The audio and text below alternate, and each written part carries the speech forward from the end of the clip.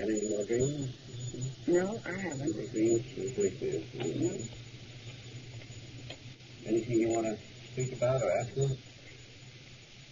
No, Barney gave you the papers from Yes, Mr. I'd like to Holman. borrow it for a while Yeah. and look it over in some detail. And there's a first report on some research work that Holman and Jackson. In the back part, yeah. Yeah. All right. Now, I want to ask you about your experiences when you were felt that you were taken aboard this flying object there. When you sighted this thing before the last experience, Barney saw men in the object at the time of the sighting through the binoculars. Did you see any men? This is when he got out and walked towards us. Yes. No. You never saw any men in the object? No, I didn't. He described them to you, did he? No. He didn't describe them, not at that time. He said they were wearing uniforms. Mm-hmm. He thought they were uniforms. And he said that the leader looked down at him and frightened him. And that there was another man, and that it looked as if they were pulling levers in the wall in back of the leader. This was at the time. This wasn't later that he told you this. This was at that time, was it? No, not at that moment. But it was during that evening, was it? Or was it at some time after you'd gotten home? It was after we got home. So at that time he didn't tell you anything about it? No, he didn't. And he described, yes, go on. But he did say that I had the idea that there was someone, he must have seen someone, even though he didn't say so, because he kept saying, they are going to capture us. I see. He didn't say it was going to. I see. He was quite frightened. Yes. And were you frightened? No, I don't think so. Not at that time. I was curious and interested, and I had a feeling of being sort of helpless, that something was going to happen, and I didn't have too much control over it, but I wasn't really afraid, and I was sort of looking forward to it. You were looking forward to something happening? Yes. What sort of thing did you look forward to happening? I didn't know what was going to happen. Some new experience. Mm-hmm. Now, when you were supposedly on board, when you say he put this needle into your navel, Yes. was there any blood? Not to my knowledge. Did you find anything after you were home to indicate that something had been put in your navel? Was there any scab or scar or anything that you could see?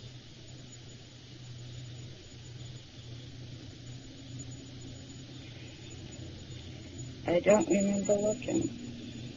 You didn't think of looking? No. So you wouldn't know, and now there is nothing, I take it. I don't think so. When the leader was talking to you, he spoke in English, you said. Mm-hmm. Yet he seemed to be of some foreign origin. Mm-hmm. And he didn't know a good many things.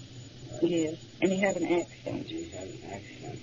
Are you familiar with accents? Do you have any idea what kind of accent it was? Germans have one kind, French have another, Japanese have one kind. Peculiarities of their use of English, letters that they cannot pronounce.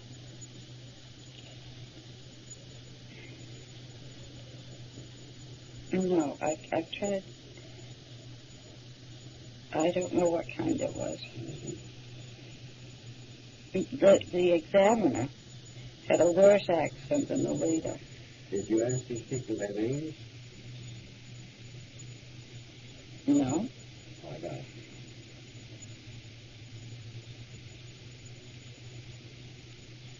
I didn't think of it. You didn't think of it. They didn't ask me my name either.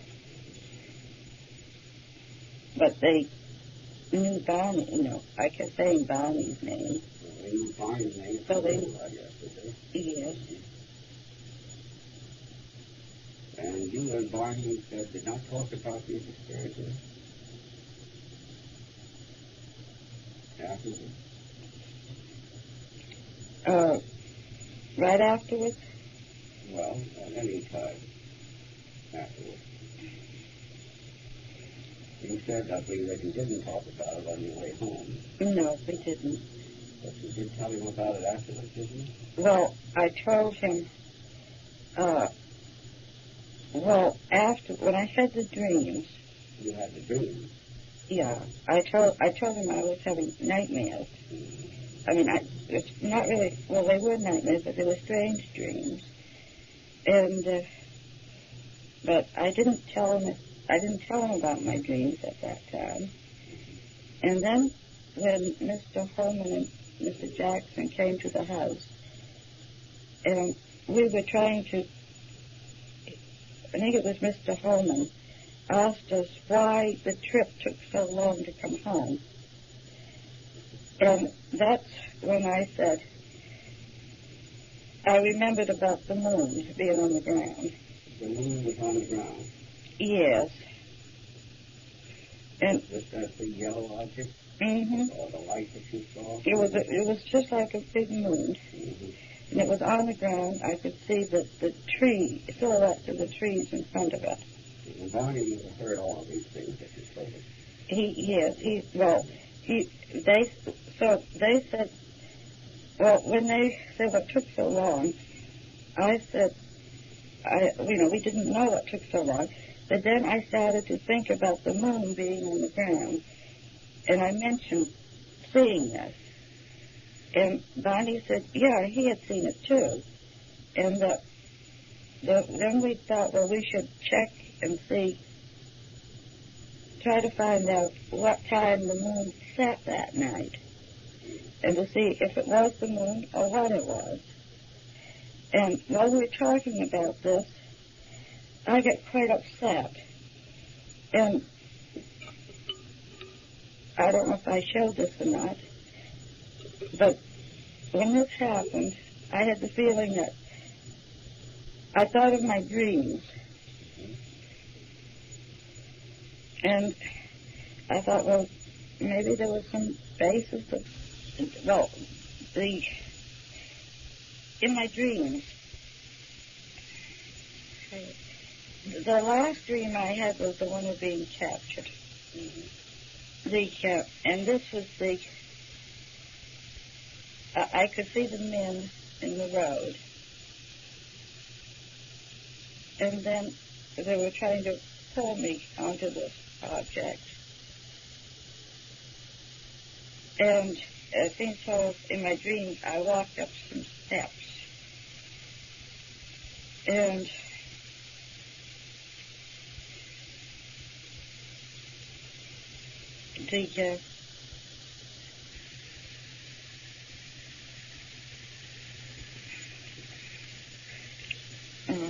there was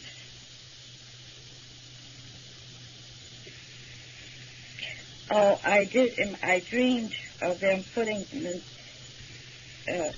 needle into my navel. I dreamed this. Mm-hmm. And in my dreams, this was much more vivid than it was this here. Because in my dreams, I was in intense pain, and I woke myself up moaning. You did wake up moaning? Yes, I did. And I didn't have that. I seemed to be, in my dreams, I was in terrible pain. Did that wake Barney up? He wasn't there. He was working nights. He was working nights? Yeah. Did you talk in your sleep? I don't know. Mm-hmm. I don't know. Once in a while, like this, where I had,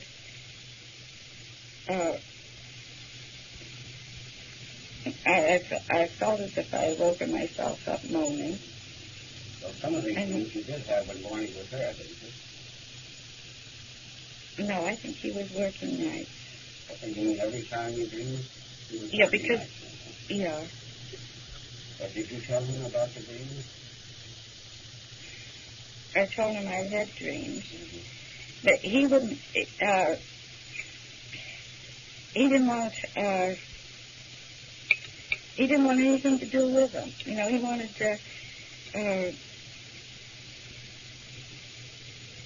he didn't want anything said about them. Did you tell someone else your dreams? Yes. Who did you tell? Well, I was very puzzled by all this. And my supervisor,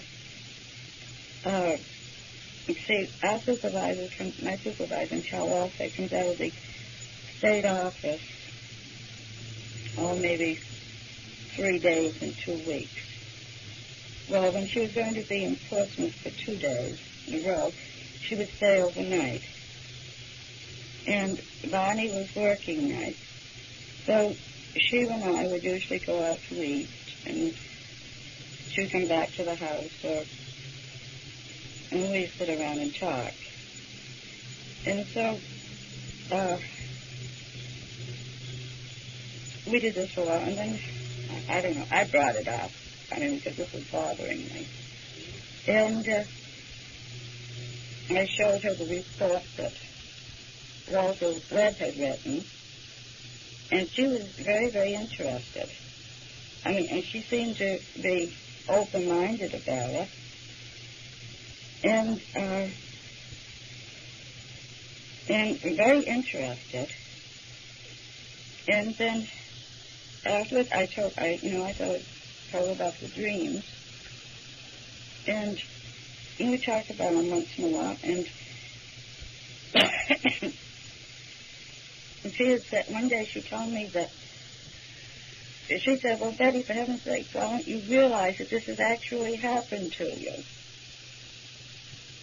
She was the one that said it actually happened to you. Yeah, she said, this must have happened to you. Because if it had not happened, then you wouldn't be reacting this way. You wouldn't be dreaming about it. I wouldn't, and I wouldn't have this concern about it. I'd say, well, it was a dream altogether. And then I began to feel that something had happened. I wasn't sure what it was. Mm-hmm. But that, there was something more than what I could really actually, truthfully say I could remember. Mm-hmm. Now, sometime was she the only one you told your dreams to?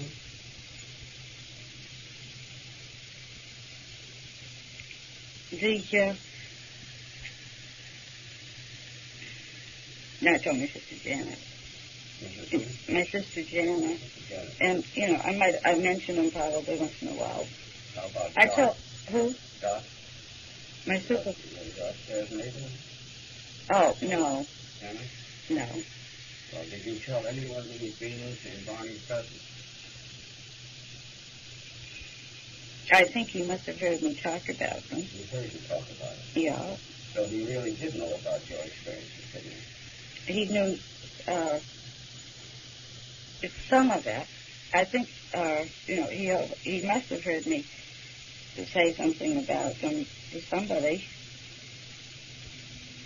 Now, didn't all these things that you feel happen, didn't that happen in your dreams? Didn't this all have been your dreams? No. Why do you feel so sure of that? Because of the discrepancy.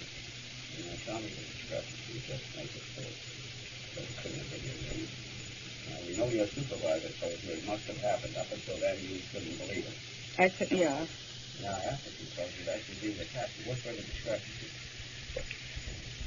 Well, I had the You feeling didn't know about discrepancies because you couldn't remember those experiences you told me.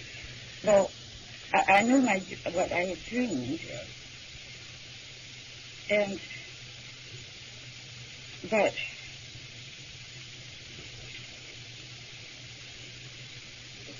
it was different. This is different. What makes the difference? There's so much more, and suppose that so much more had been parts of dreams that you couldn't remember. One doesn't always remember all of the dreams. Isn't that possible?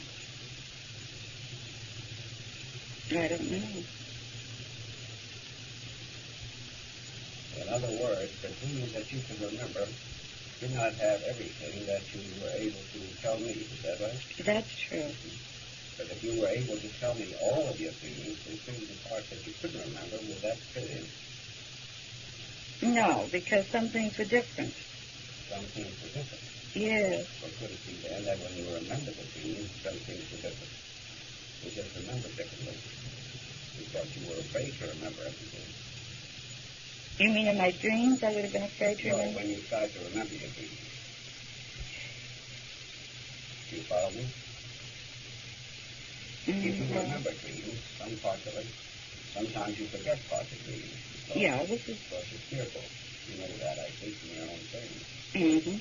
And there might be some parts of the dream that are misremembered for a certain reason. Is that possible?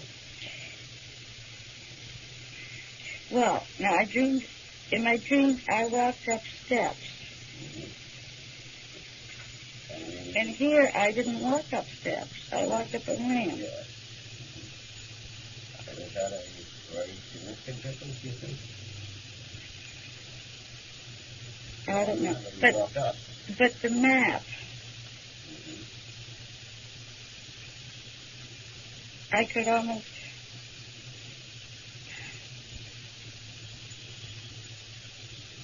I mean, here I could almost... if I could draw, I think I could draw the map.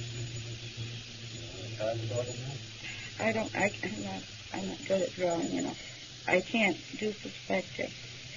Well, if you remember some of this after you read me, why don't you try to draw the map? Don't do it if you feel concerned or anxious about it. You can use draw or whatever you can, and bring it to me next time, all right? I'll try to. It doesn't have to be handsome, but don't feel that you're compelled to do it. Okay. And if it feels that way, and also some of these other things. Now,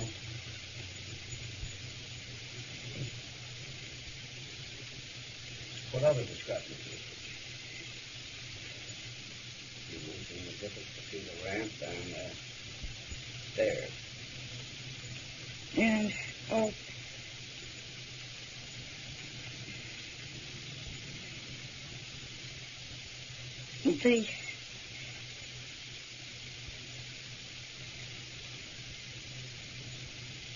it's so much more here. But there's always more in what you told me than there was in the dream. Is that right? Oh, yes. It could be, though, all that extra that you remember could be the parts of the dream that you didn't remember. Couldn't it? No, I don't think so. Again, why don't you think so? Because I think... No, I know you can dream and not remember, but...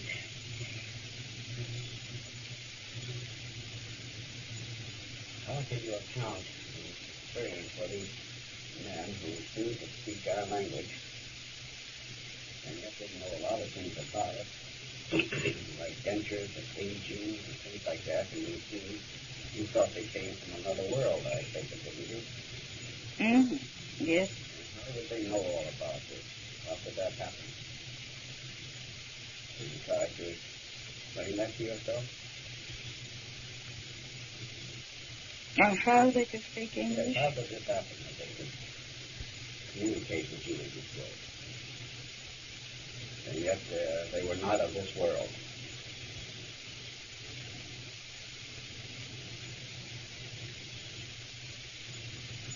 Maybe they've been studying us. That would mean they would have to come here and know us and everything else, wouldn't it? Mm-hmm. Yeah. And they probably... Maybe they pick up some radio stations. But in a dream, this can all happen.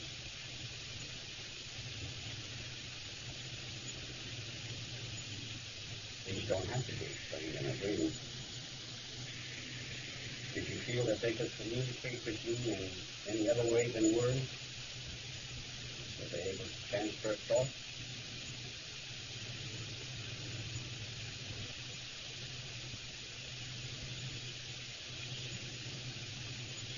They,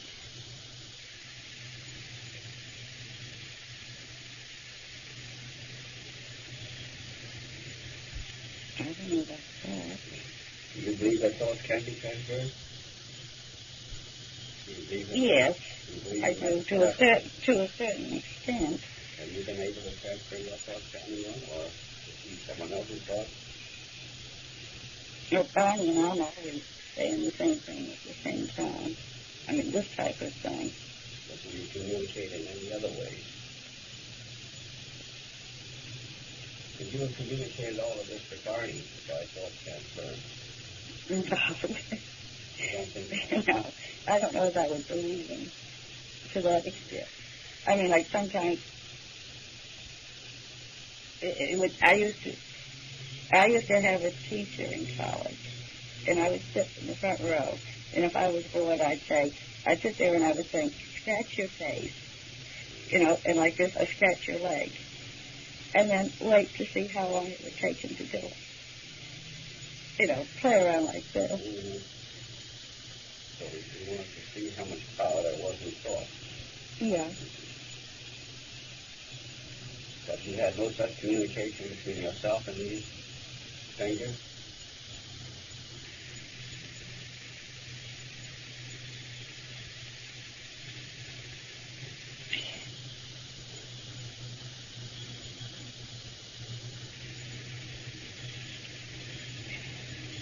I don't know if I did hear him in English.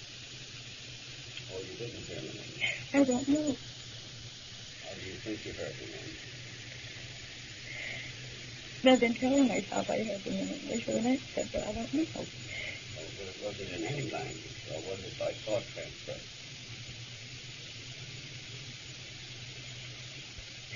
I knew what they were saying, You knew what they were saying. and they knew what I was saying. All right, it won't trouble you. It's all right.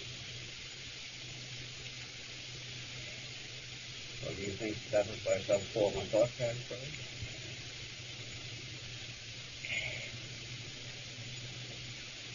It could have been.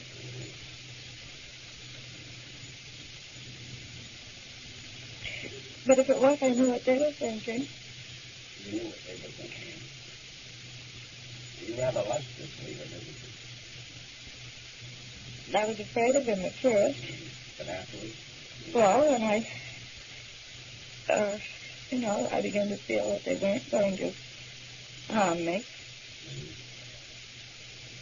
So it all worked out, so you're not harmed, and everything is all right. Yeah. All right now. You say you tired yourself. Mm. Any reason for it? No, this is our very so tired. So I was thinking that I had to take.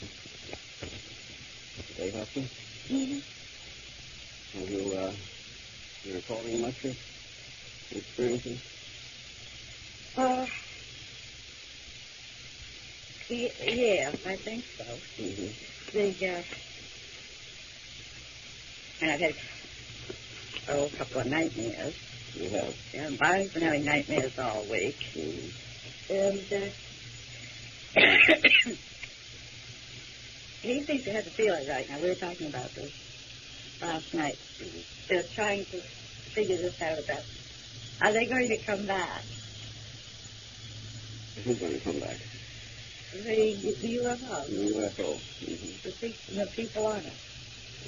And he's quite convinced that they're going to come back and get us. They'll come back and get you. What are they going to do to you? Carry us off with them. I see. Where? I don't know where they would carry us. Mm-hmm. So we've been discussing this, and I said, well, this is because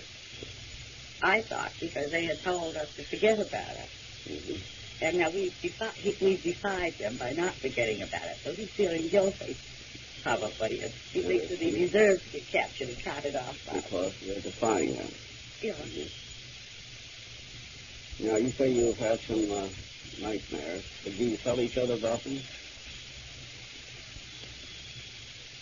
Yes. What is it your nightmares been like? Well, one I had, and we've been talking about this, that we were riding along, and I could see this object going through the sky. It was lighted, and I was all excited, and I was saying to Barney, there they are.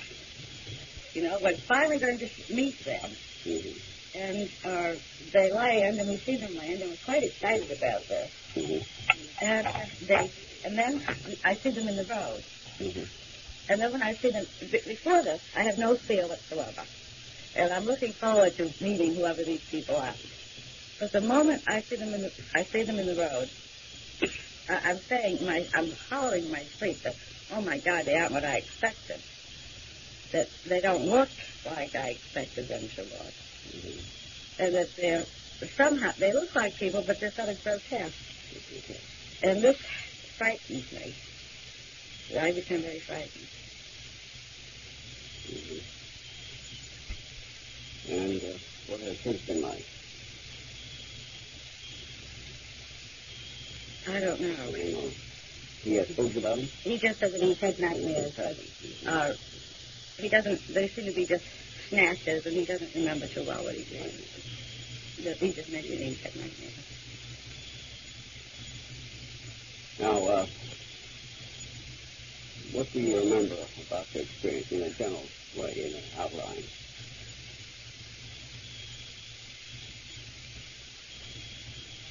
Well, because I remember what I remembered before about seeing UFOs. I mean, having it come down. Mm-hmm. That, you know,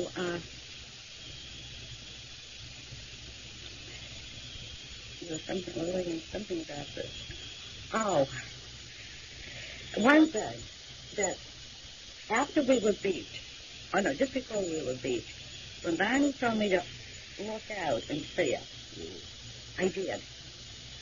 You did it, yeah. I looked out and I thought, but I kept saying I didn't see it because I was expecting to see the light. This is what I was looking for, and I didn't see the light. Well, what did you see? I saw the bottom of it. I see. And I could, it was right over the car, so that I couldn't see. It was a bright, light night, and I couldn't see the stars. And I knew there was this big, dark mass over the top of the car. And this was going away? This was directly over the car. How about that period of time that you different counsel? Do you remember any of that? That Mr. Holman pointed out? Oh, yes. What did not happen then? About going around the corner and the side road and the men in the road. Yeah. I can remember that. And after that? I can remember I was asleep and walking in the woods and going on the ship. You remember going on the ship? You remember what happened on the ship? Being examined, yeah. You do remember that now. And this is what you had forgotten. Mm-hmm. So I will take it that you have been in too distressed. As I told you, you would remember those things that you could remember without being too distressed. Even though you have had nightmares. Yeah, well, I had the feeling as though so many things that it's just churning. So many things I want to remember, and I gotta. Yeah, well, don't struggle with it. No. Don't struggle with it. And if you have these dreams, they will be dreams. Now I want you to tell me your dreams. The dreams that you had, and which you told to some of your friends and to your supervisor. Tell me the main dream of each. Now, tell me the main dream, the one that has the most in it.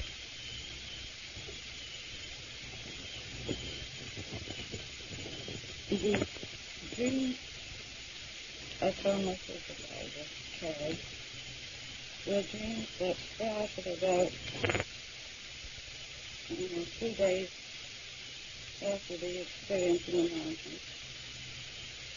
About, 2 weeks for the sighting. And the first dream that I had was that I was walking in the woods, going up a path, and that there were men with me, and Barney was with me. He was walking behind me, and there were men with him. And then I would speak to Barney, but he wouldn't answer.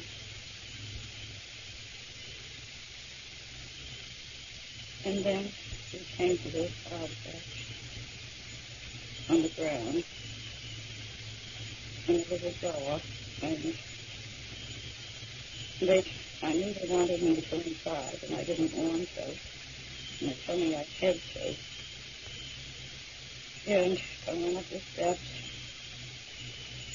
and I went inside, and there was a room, and they told me to go in the room, and they took Barney. I wanted Barney to stay with me, but they took him to another room. And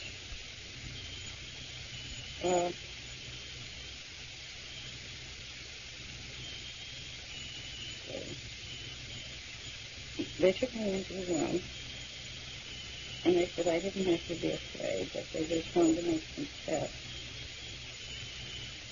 And that as soon as the tests were over, I would be able to go back to the car. And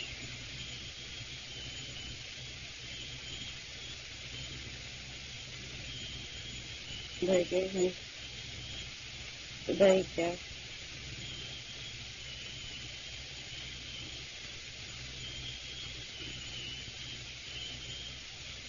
And they gave me some kind of test.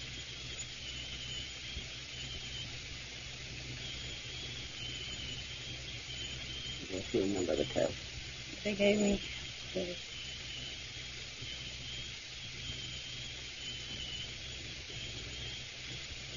they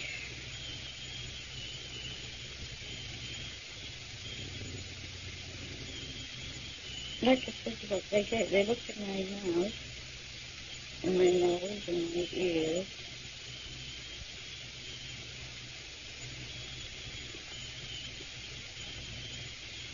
And they checked my back. They put some kind of machine, gadget or something, on my spine.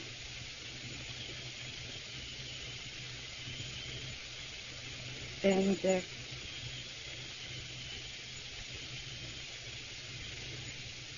then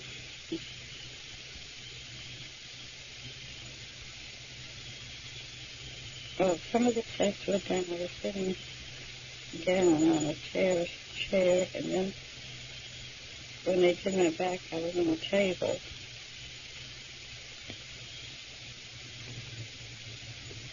And then they were through with me. And I had to wait because they went through with Darcy. And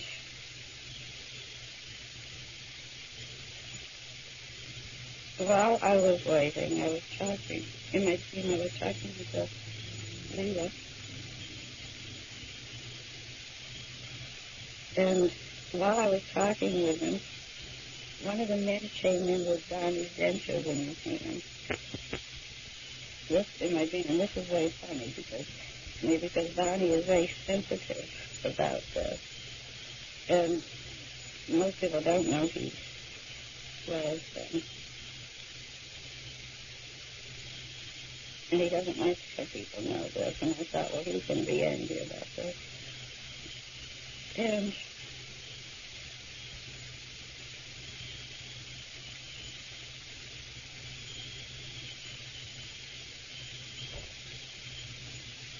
then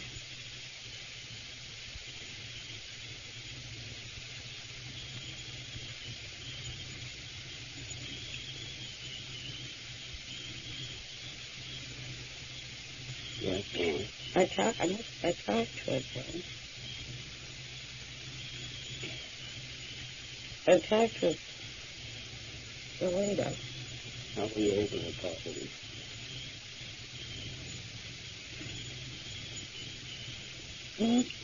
Like he was a banana. In English? Yeah. And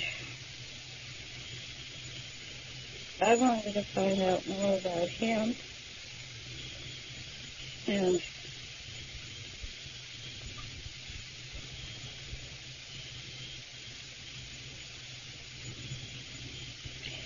there was a book on the table, a nice table cabinet. And I sat to look at it.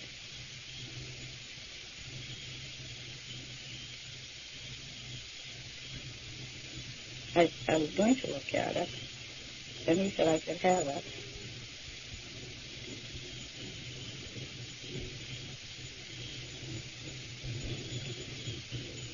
And then Barney came out of the other room, and then the leader changed his mind. He wouldn't let me have the book. Mm-hmm. Hey, why not?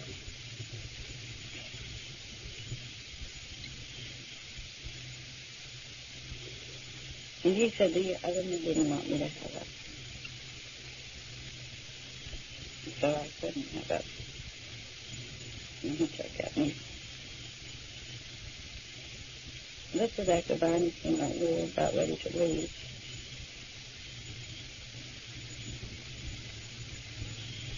And then they took us, Barney, they took us back to the car.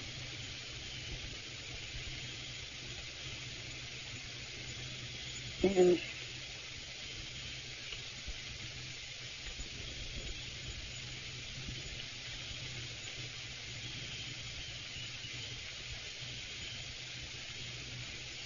we waited until they left.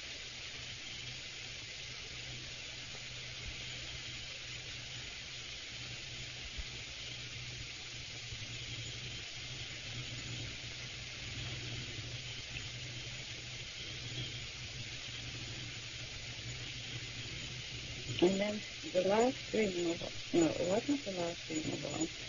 The next, I had these dreams, I don't know where they started or stopped. But then I had a dream of this, I had a dream of these men being around the car. This is a series of dreams. This is the last dream I had. But these men were around the car, and I couldn't get out, and I was afraid. And I was trying to get out, and I couldn't. And I woke up on the screen. And I only had these dreams. I just had a series of them probably over a week's period of time. Did you tell Barney? Did you wake him and tell him your dream? He was working nights. Oh. He wasn't home. But I did tell him that I was having some nightmares, because I usually don't have nightmares. Yeah. Well, now, this was the major dream that you just told me. There were others. Did they similar dreams, or did they differ in any respect, or were they about something else? No, there was one. But these are all dreams about him coming back. About them coming back? Yes. That were sort of, well, there was one that I've had 2 or 3 times. Yeah. And in this dream, I didn't tell us to try either, because I put this off and on over a period of time. And, it doesn't tell Ian. But this other dream that the one that repeated itself, the others didn't. I just said my mom and that was it. Because I think,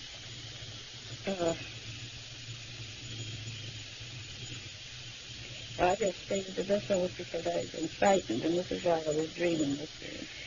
But I would dream that Bonnie and I were somewhere, not home, but we would be maybe on vacation or something. And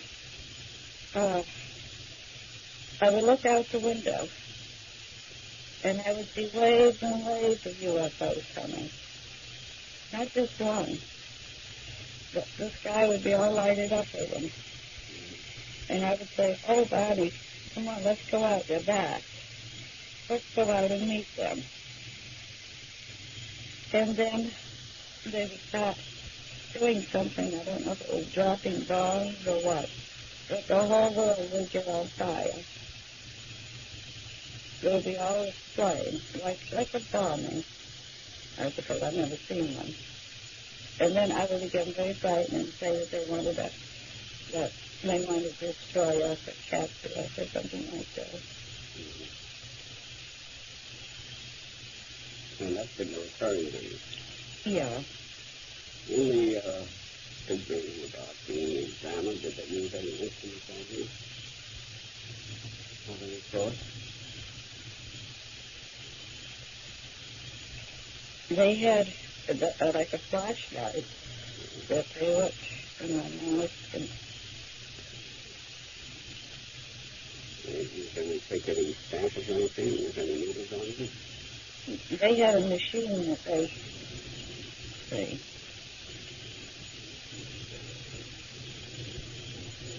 that they had, it wasn't needles, but that they touched on my spine. It was just something. Did they inject anything into you? In my dream, yes. What? They put the needle into my navel. Because this was a dream that woke me up too. That's what you up to? Yes. They then gave me on the car, and they put the needle into my navel. Did they tell you where they came from? No. You didn't know where. Did you have any thoughts about it in the dream?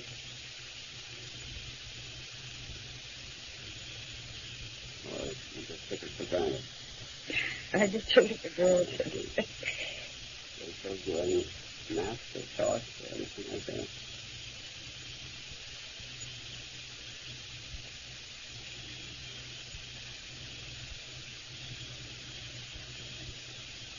He was going to show me.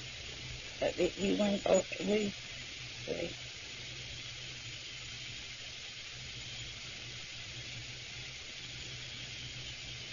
He was going to show me a chart. And he pulled it down like a little window shade. Mm-hmm. And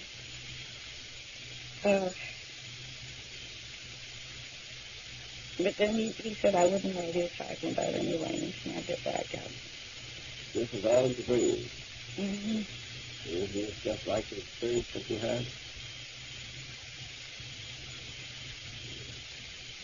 Of being taken aboard and examined, from the books and charts, things of that sort.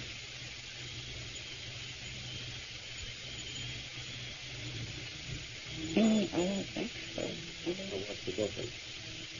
What are the difference? Where does it differ from my dream from what really happened? Yes, and what you told me happened.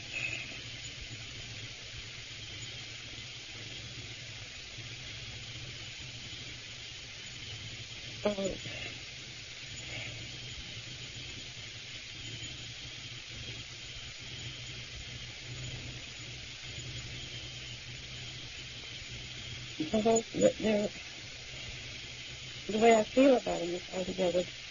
The way you feel about it. Yes. What is the difference in the way you feel?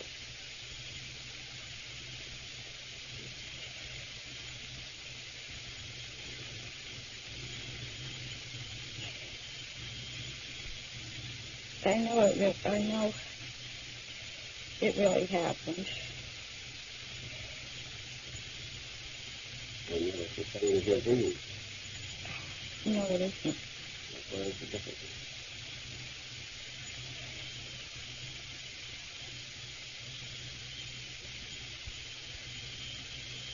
There's so much.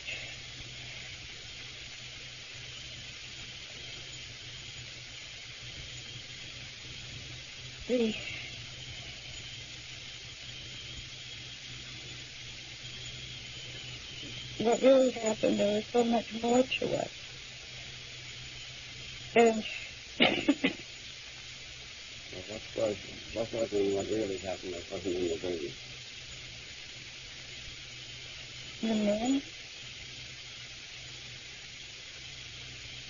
But they were in the dream, weren't they?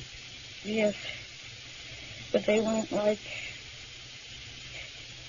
they really were. And Different.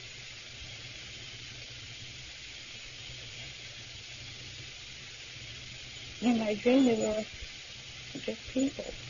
They were what? They were people. Yes. Weren't they people in the other? No, What were they? I don't know. They were. I keep trying to. I want to see what they look like, and I can almost see them, but then I won't let myself. But you described them to me. So they were out of proportion. In what way? They were short. I know that. They're about my height, I think. I think they were as tall as me. And they were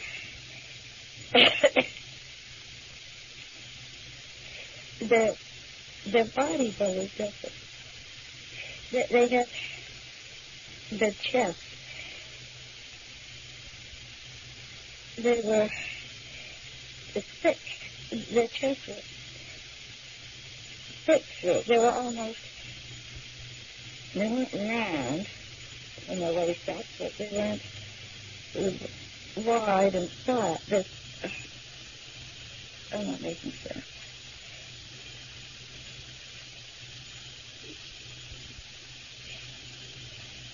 They had a larger chest structure. They were maybe broader than we are to our shoulders, but also they were thicker. Their chest was thicker. Did you think of any kind of people that you have seen?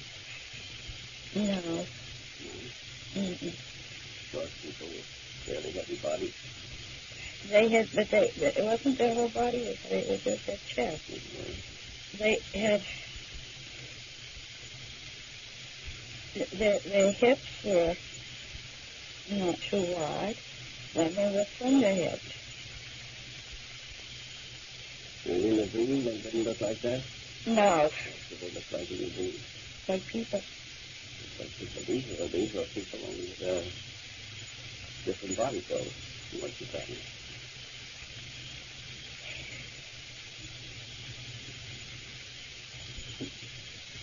But it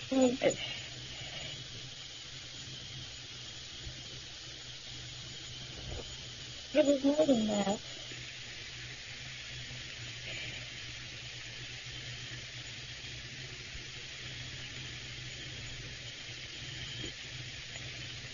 No, tell me what they I were. know what their faces look like, but I can't remember.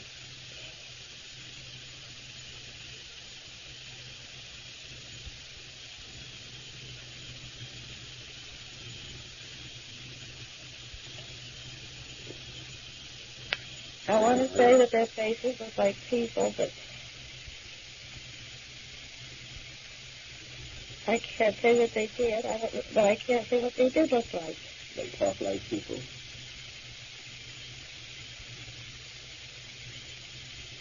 No. How do they talk?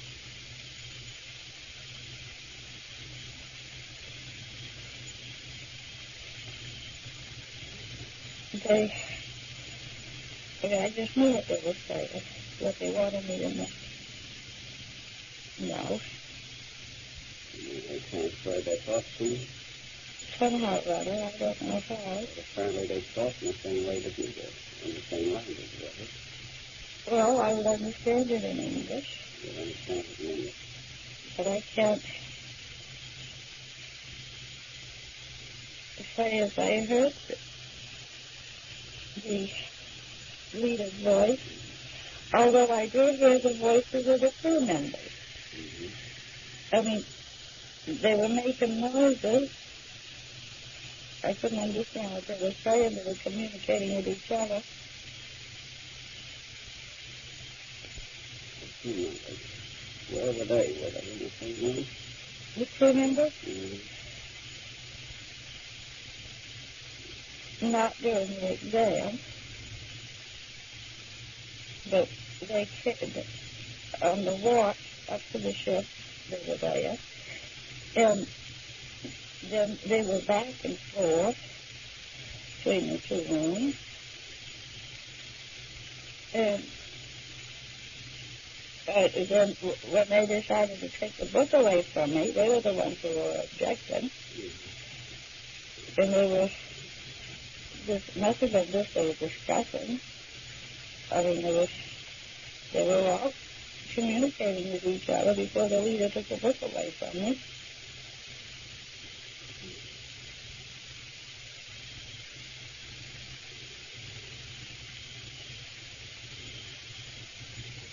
Well, so far, the only difference we have seemingly between your dream and your experience, as you have it, is a difference in your feeling about it, that one was a dream and the other one was real. Well, and then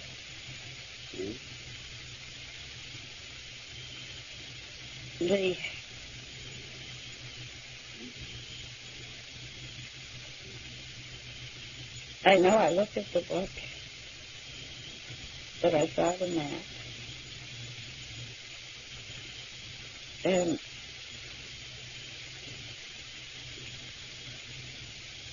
Was the book printed or written?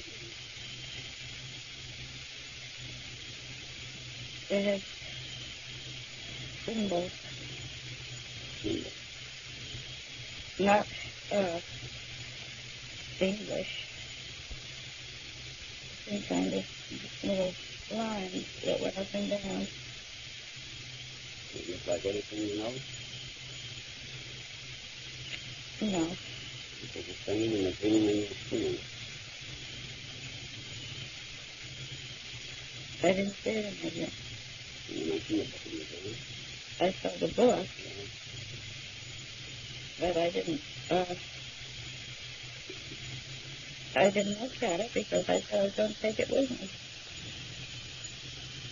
But I did look at it, really.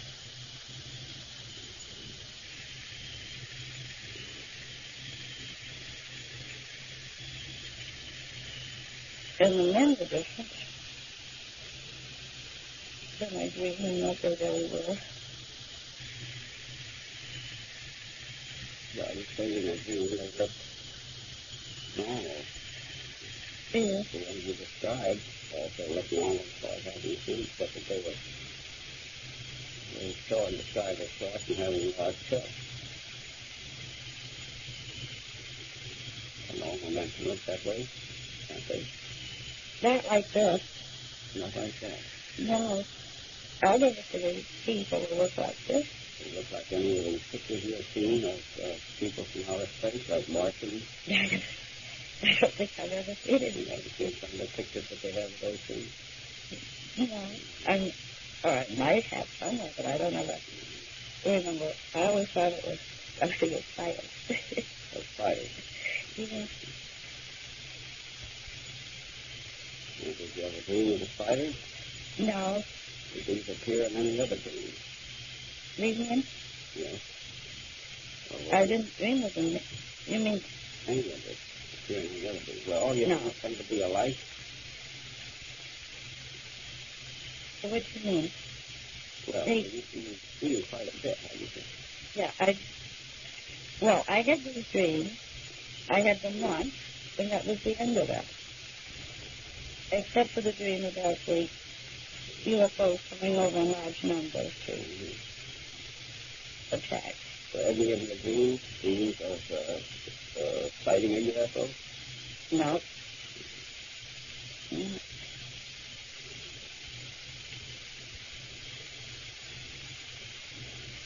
Well, you were in foreign. Said you would draw pictures of what you saw, didn't you? We did, yes. Did you do it? Yeah. This was right after the sighting. Mm-hmm. He went in one room and I went in another. So what did you do with pictures?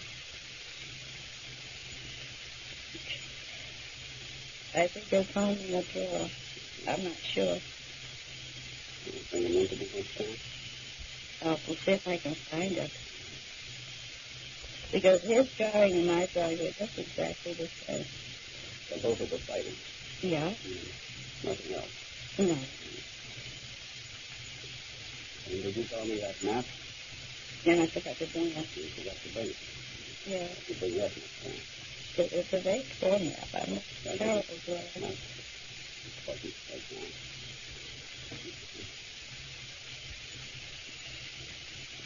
Before we go on, what about the dreams you had with Keith? What were they like? Oh, the one of... I had two dreams. The first one was seeing UFO, and I was all excited and telling Bonnie that we were going to meet the people on it. Mm-hmm. And then we did see them, and they were very frightening. They were frightening. Yes. What did they look like? I couldn't see close. They were too far away to see. They like the men in your experience?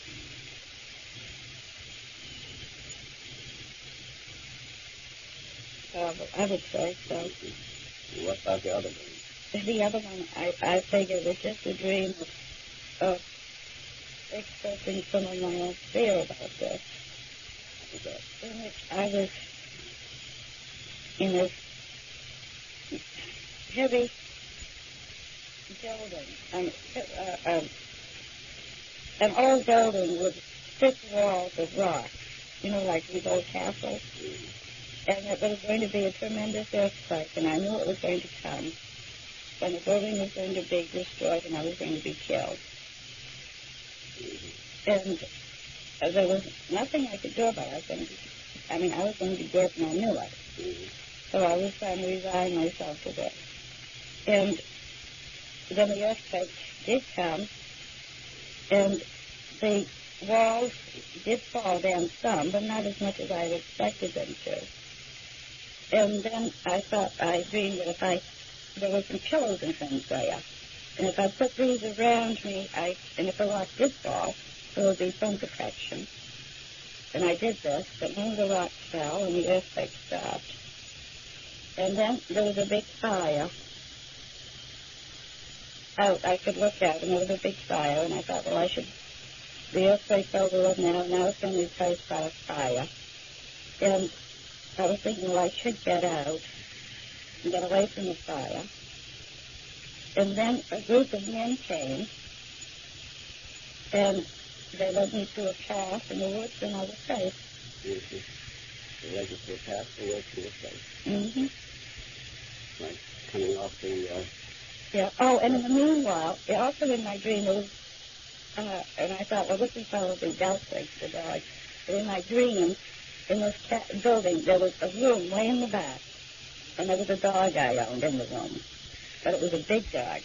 And I wasn't concerned about the dog, because I knew the dog would be all right. And that was the dream.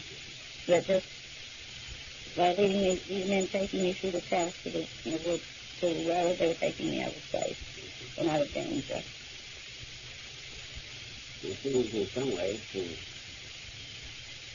anticipate, in spite of your anxiety, to look forward to these men coming back, taking you on some adventures. Is that the way you feel? Frankly, I wouldn't be surprised to see them. Mm-hmm. Would you like to see them? Not right now. Not right now, when? If I could get over being afraid. Mm-hmm. Right now, I think I'd die of fright. I saw him again. Interrupted Journey is the account of Betty and Barney Hill, most of it as related under hypnosis. Much of the book is, in effect, a transcript of the tape recording made by their psychiatrist, Dr. Benjamin Simon of Boston, during their treatment. Now, I don't want to go too far into this story because the story is far more fascinatingly told firsthand by our guests, who tonight are Betty and Barney Hill, who will be speaking to us long distance from Portsmouth, New Hampshire. But before we introduce Betty and Barney on the telephone, I would like you to meet our friend and your friend, the noted Cleveland ufologist and a member of NICAP, and also APRO and several other organizations, I'm sure, and himself an author and a distinguished lecturer, Mr. Earl Neff. He is an experienced investigator, and also he's a fascinating guy to have on as a guest. And I never feel right doing any kind of a program about unidentified flying objects unless Earl is with me. Tonight, I'm particularly anxious to talk to Betty and Barney Hill, but before we do, I just wanted to tell you that the introduction to the book, The Interrupted Journey, is written, as I think I mentioned, by Benjamin Simon. And the reason for writing the introduction was to give the reader the documentation and the authority from the psychiatrist to reprint in certain sections of the book the transcript of his treatment of both Mr. and Mrs. Hill. I think it's very important to realize that this is not a story that has come from a person who feels they've had this experience alone. It rather comes not only from them, but it is documented as told to their psychiatrist under the influence of hypnosis. Hypnosis was the method of treatment, time being of the essence that Dr. Simon chose to use. So the story has been reconstructed, in effect, or parts of it have, through bona fide hypnotic treatment by a distinguished Boston psychiatrist. I could read to you the entire excerpt from the 1966-67 Who's Who in the East, 10th edition. There's about 42 inches worth of material in the columns on Dr. Benjamin Simon. Suffice to say that he is a distinguished, respected psychiatrist. All right, now, let's talk to Betty and Barney Hill, who are now on the telephone in Portsmouth, New Hampshire. Hello. Which one have I got on the line, or have I got you both? You have us both on. Oh, how wonderful. Hello, that's you, Barney? Yes, that's correct. And Betty, are you there? Yes, I'm here. Betty, how are you? Fine, thank you. You both met, by means of telephone at least, Mr. Earl Neff. He's with us tonight, too. Hello, Barney and Betty. Hi, Earl. Good to hear your voice again. Yes, it is a pleasure. Now, before we get started, and I know you've told this story time and time again, and told it fascinatingly, I'm going to express my gratitude to you in advance, both of you, Betty and Barney, for consenting to be on with us tonight. Well, thank you.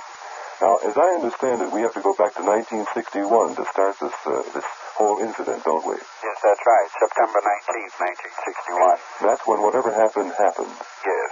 Where were you then, Barney? Well, Betty and I were returning from a vacation trip in Canada, and we had left Montreal, Canada, arrived in New Hampshire, across the American-Canadian border about 9:30, close to 9:30 o'clock p.m. And we stopped in a small town, border town called Coldbrook, New Hampshire, and we had a refreshment with coffee and a hamburger, and we left approximately 10 o'clock, shortly after 10. Mm-hmm. When we, traveling south on Route 3, arrived in an area called Lancaster, New Hampshire, Betty called my attention to an object or a star that she had been watching because she had noticed it, and she called my attention to it. But she could better tell what she had seen because this would have been my first introduction to this star at all. Betty, what was it you saw? Oh, well, as we were riding along in the Lancaster area, first of all, it was a beautiful night. It was a harvest moon, and it was quite bright. And right down in the lower left-hand corner of the moon was a large star, which I learned later was the planet Jupiter. And suddenly there appeared above this star a much larger star, which I had not been there, and then suddenly I saw it. And as I was watching, this star seemed to be getting larger and brighter. And as we rode along, I kept watching it, and then all of a sudden, I noticed that it had started to move. And it was at this time that I really called Barney's attention to it, and we decided to stop, get out of the car with the binoculars, and take a look at it. At this time, we thought it was a satellite. So we did get out of the car, and we had 7 Barney, I've forgotten now the size of the binoculars. 7 by 50 power. Yeah. And so we took turns watching this object, and it went across the face of the moon, and then made a sharp turn and started to come in towards our car. And it was when it started coming towards us, this is when we returned to the car, and Barney made the comment that it had seen us and was coming towards us. We got in the car and we started driving. Now, how did you feel then? Barney, if you said it had seen you and was coming toward you. Well, Alan, I think that remark would have been made because after Betty had called my attention to this and the star that was in the sky moving, my remarks to her was that it was obviously a satellite. Prior to 1961, I was totally closed-minded about flying saucers or UFOs. Yes. So that this would have been the natural explanation for something distant, quite a distance out, moving. The reason I said that it had now seen us and was coming toward us is because as rapidly from a star-like position, which means it was quite a distance away, it now had come in rapidly to where it would have been close to. What I mean by close is that now it is something that you can see in the sky like a light with the sky in the background, you might say. Would you say then it was just an offhand remark? You weren't frightened at that moment? Well, I became frightened only because I then said, well, Betty, it is, in all probability, it is a commercial airliner going to Canada because it was traveling north when we initially saw it. And I said, well, it's probably a commercial plane on its way north somewhere. And it made this peculiar turn that Betty described, where it turned toward Vermont, which is west of New Hampshire, and completing the turn started coming in toward where we were parked on the highway, coming in toward us. Now, we are in the mountainous areas. You have to understand that, too. So I became quite alarmed, and it was dark at night. I thought of bears. I'm formerly from a city, and I kept thinking, well, what if bears came out of the woods there? This would have been quite frightening to me as well. Yes. So that I said, Betty, it has seen us, and we returned to the car and began traveling on Route 3, traveling south. Yes. Now, Betty would occasionally call my attention to the object. I would slow down, and sometimes I would make a complete stop because the object was now following, going along in the same direction we were going. That is, where it had been traveling north, it had now began traveling south, the direction we are traveling. Yes. So that it was off on the passenger side of the car, and we would occasionally stop. And I kept thinking, if one has ever been in open areas at night, you can see millions of stars, much more prominent in the sky than you can in the city.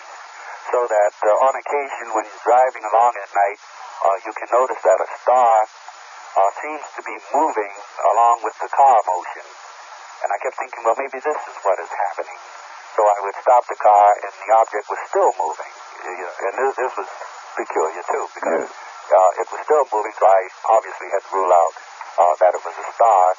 And it is following us to the south. Well, we arrived at an area called Franconian Notch, and there's Cannon Mountain there. There's a tramway that goes up to the mountain that one can ride during the summer months up to the summit of the mountain top. And the object went around the west side of the mountain, which would have been the Vermont. Well, we were in New Hampshire, but it would have been on that side. While the road itself, at the base of the mountain, travels around on the left side. And then traveling around on the left side at the base of this mountain, Cannon Mountain, the object, when we came out south of Cannon Mountain, there's a natural rock formation called Oman of the Mountain. It's actually a landmark marking New Hampshire. We use it in many of the government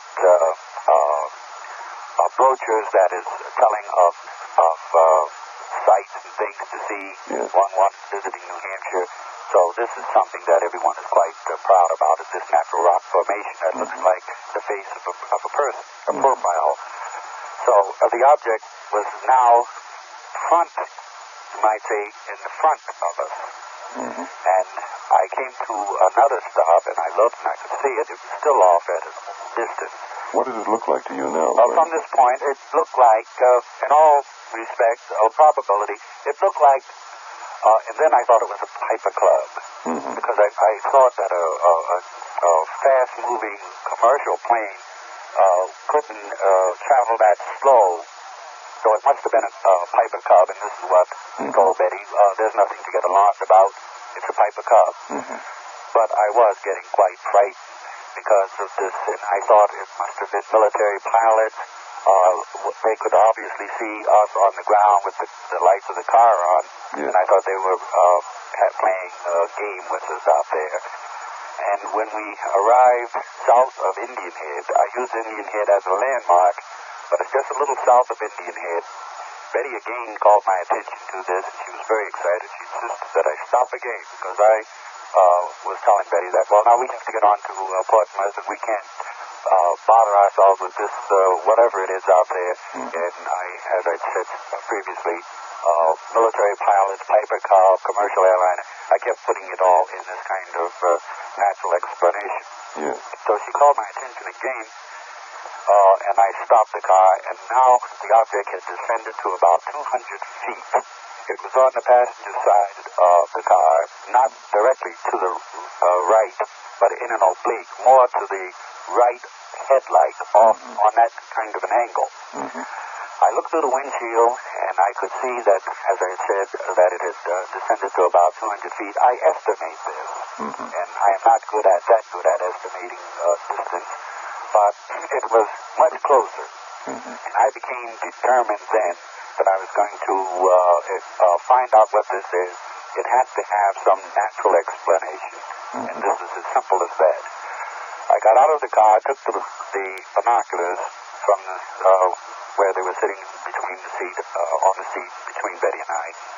I stepped away from the car, and lo and behold, the object then shifted across from the passenger side over the highway, over the field, which brought it over on the driver's side of the car now.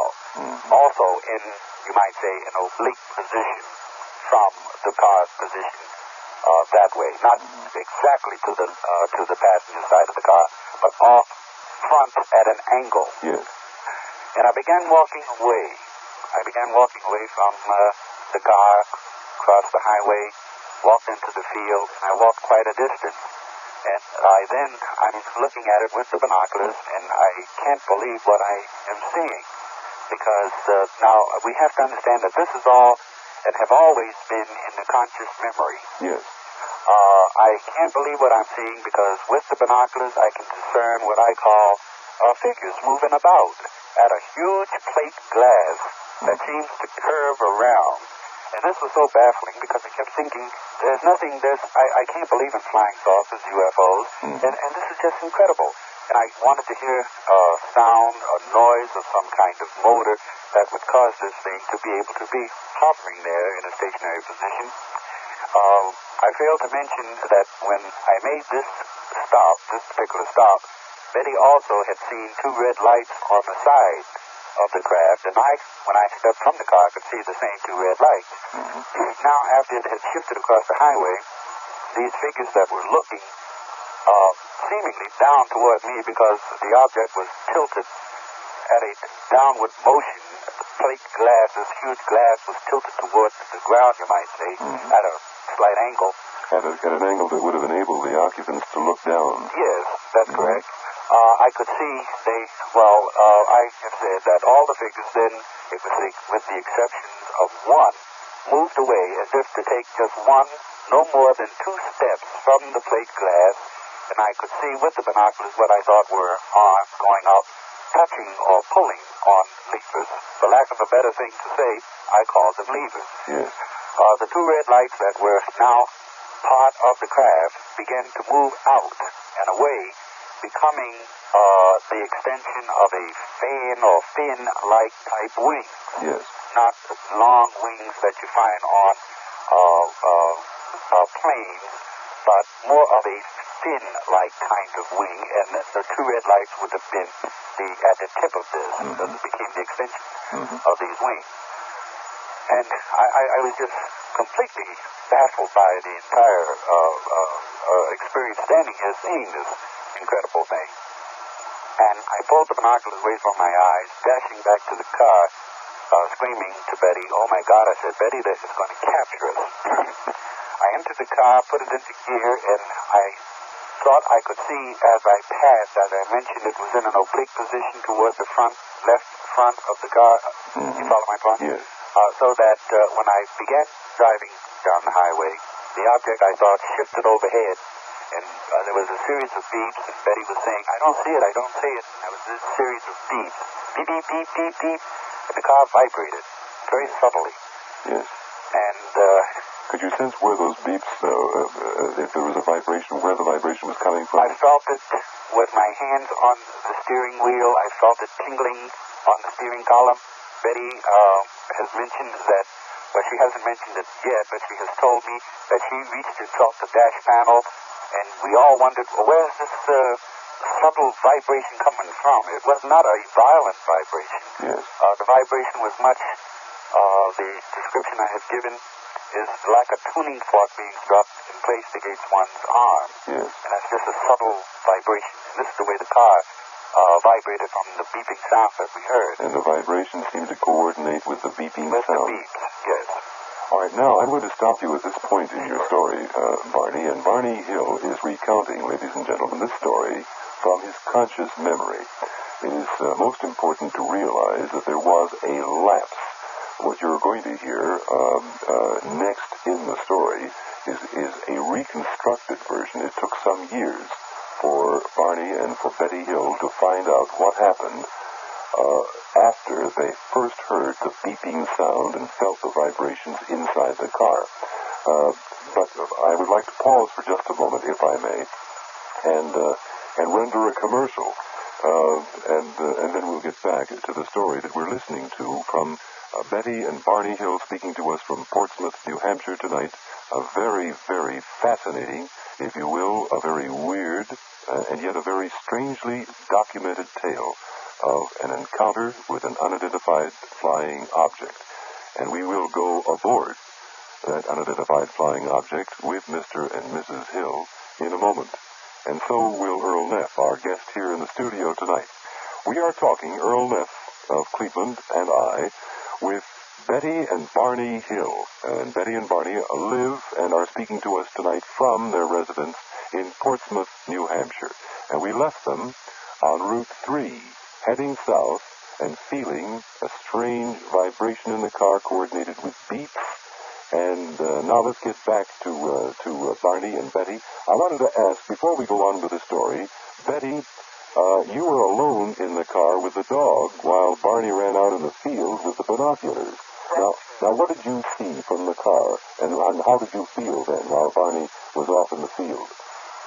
Well, my first thought was, well, let me say, first of all, I have had no fear whatsoever up to this point. I was fascinated by this, and I had a great deal of curiosity. When Barney stopped the car, he stopped right directly in the middle of the highway. Yes. And so when he went out into the field, I was sitting in the car, and I was watching in case of traffic, any car coming along. Yes. Then I would drive the car over to the side of the highway. Yes.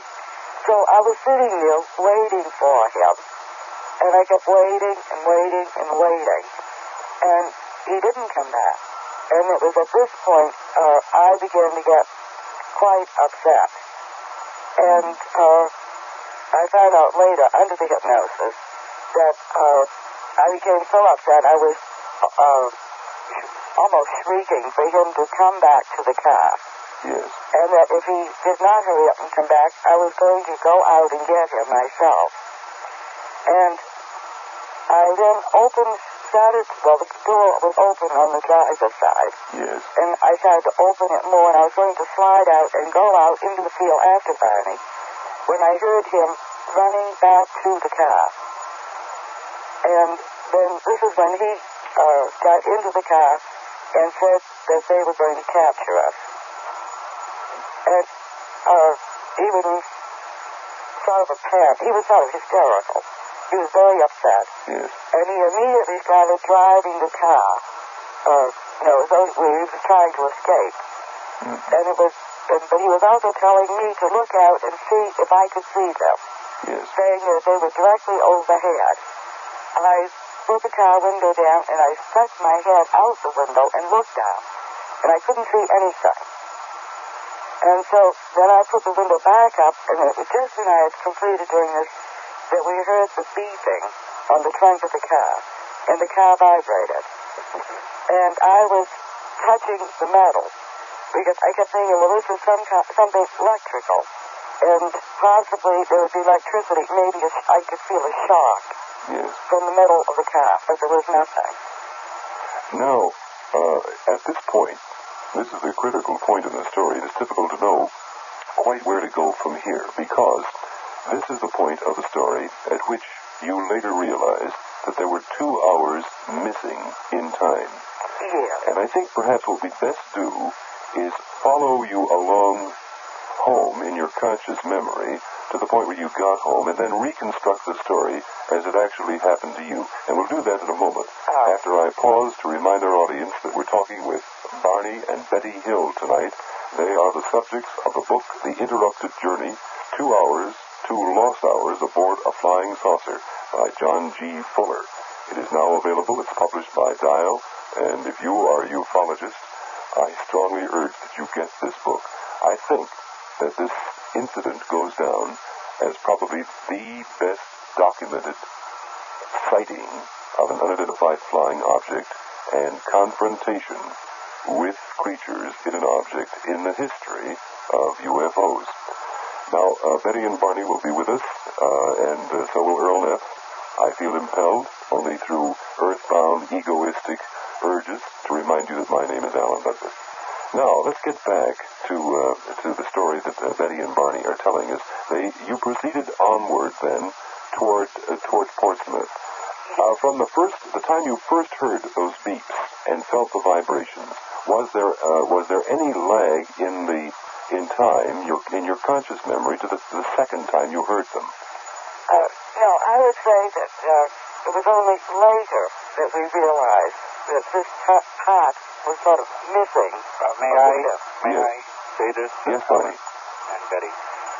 That later we also described another time when we heard these series of beeps, and Betty's remark to me was, well, now, Barney, do you believe in flying saucers? And I said, of course not, Betty, don't be ridiculous. Mm-hmm. This would have been in the Plymouth-Ashland section of New Hampshire on Route 3. This, incidentally, has always been the position that you had taken. Yes. And we then proceeded on to Portsmouth. We didn't stop after this, but we would occasionally look skyward. We would slow down to a slow pace occasionally, and we drove to Portsmouth. There wasn't much conversation between us from that point after the second beep to Portsmouth, except that when we arrived in the city of Portsmouth, it was dawn. It was daybreak, and the sun was coming up. It was not night any longer. This is a trip. It's approximately 170 miles from Colebrook, New Hampshire, to Portsmouth, and the speed of the highway is 50 miles an hour. So we assume that it should have taken us, I should say, at least 3 to 4 hours to get home. Which would have had you home about midnight. Yes. Well, no, we left Colebrook at 10 o'clock. We should have arrived, I would say, around 2 o'clock in the morning. 2 a.m., right? Yes, but when we arrived, it was after 4, closer to 5, when we arrived in Portsmouth. Betty was very determined that I not bring the car refrigerator we had with food in it, fresh food, that is, not that I would not bring it into the house, that I would carry it around to the back stoop and place it there because she wanted to discard all this food, and I wondered why, and she just felt that she didn't want it in the house and we shouldn't eat it. We entered the home and we felt unclean, more than just the accumulation of dirt and grime one would get from a trip, but we felt soiled, in a soiled kind of uncleanliness. And I went into the bathroom, took a mirror, and examined my body for no reason. I wasn't looking for anything, but I just felt as if something had touched me, and I wasn't sure what it was, and I wanted to look around and see, and I didn't see or find anything. Well, this is basically what would have happened. Betty and I retired then, and we awakened several hours later in the late afternoon. We vowed we would never tell anyone about this, and we decided that we would draw a picture of what we thought this thing looked like and compare our drawings.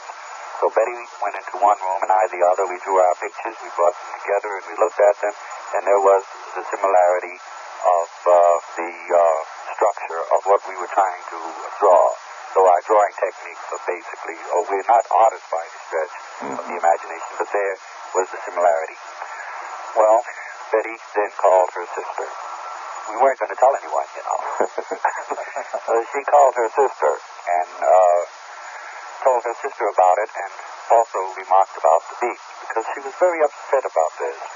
And her sister called back a few minutes later, telling us that she had talked with a physicist friend of hers, and he had suggested that if there was beeping and the tingling sensation that Betty had described, to go out and take a look at her car, if she had anything she could use to take it with her, and one suggestion was a compass. So we found a compass, and this is interesting. Many people have questioned, why did we have a compass? Why did we have binoculars? The only answer is You're campers, aren't you? Pardon me? You're campers, aren't you? We're campers. We love it. And the interesting thing, we live on the coast, and we're only about 3 miles from the ocean, so that anyone living by the sea, we enjoy sitting on the beach looking out at ocean liners going up the coast occasionally, coming into Portsmouth, as well as going into the mountain areas and going up on the summit of some mountain and then looking off at the vast distances and trying to pick out objects with the binoculars. So this is just standard equipment. I would say that any rational mind will grant you a pair of binoculars and a compass. Yes. So that Betty went out and came into the house very, very upset now. And I had told her to keep me out of this and not to involve me with a conversation with her sister or any of this. Well, we have tenants living in our apartment at that time. This young man and his wife that were living in our apartment, that is the building. We have on the building itself. They knew we had been on vacation and they could hear us talking, and so they came down to ask about our trip. And Betty, they noticed, was very excited and was trying to get me to go look at her car.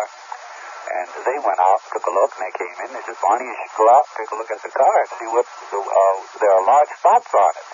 So I went out reluctantly and took a look, and there on the trunk of the car were very large, shiny spots about the size of silver dollars. Now, these spots were the same color of the car, because this has been a misconception. Some people have thought that they were different in color, but it was the same color of the car, only as if it had been highly polished, just in a circular polish. I see. And there must have been around 15 to 20 of these spots in no particular pattern, just spotted throughout the trunk. Around the trunk area? Yes.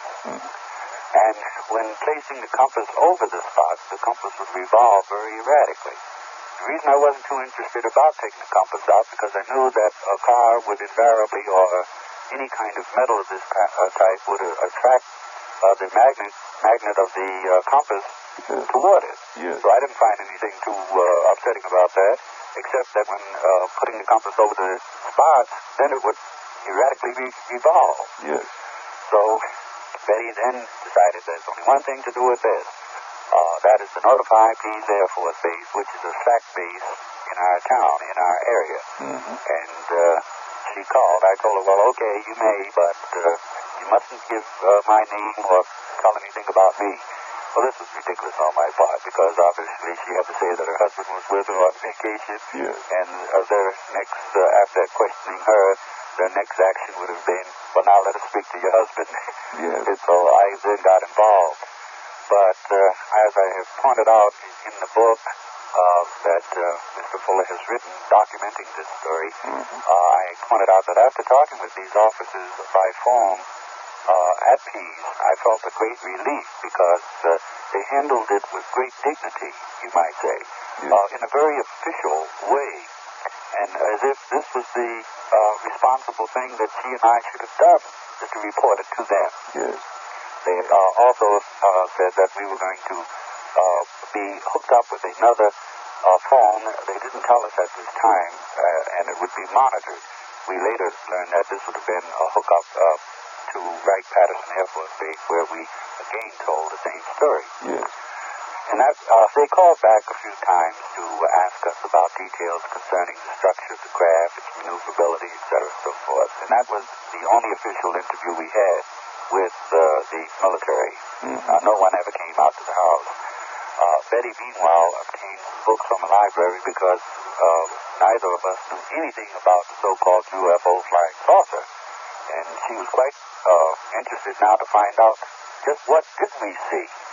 And these books that she went down to the library to obtain, one contained information about reporting sightings to NICAD, a National Investigative Committee on Aerial Phenomenon. So she jotted off a letter to NICAD, and then they sent an investigator out to visit us from Boston.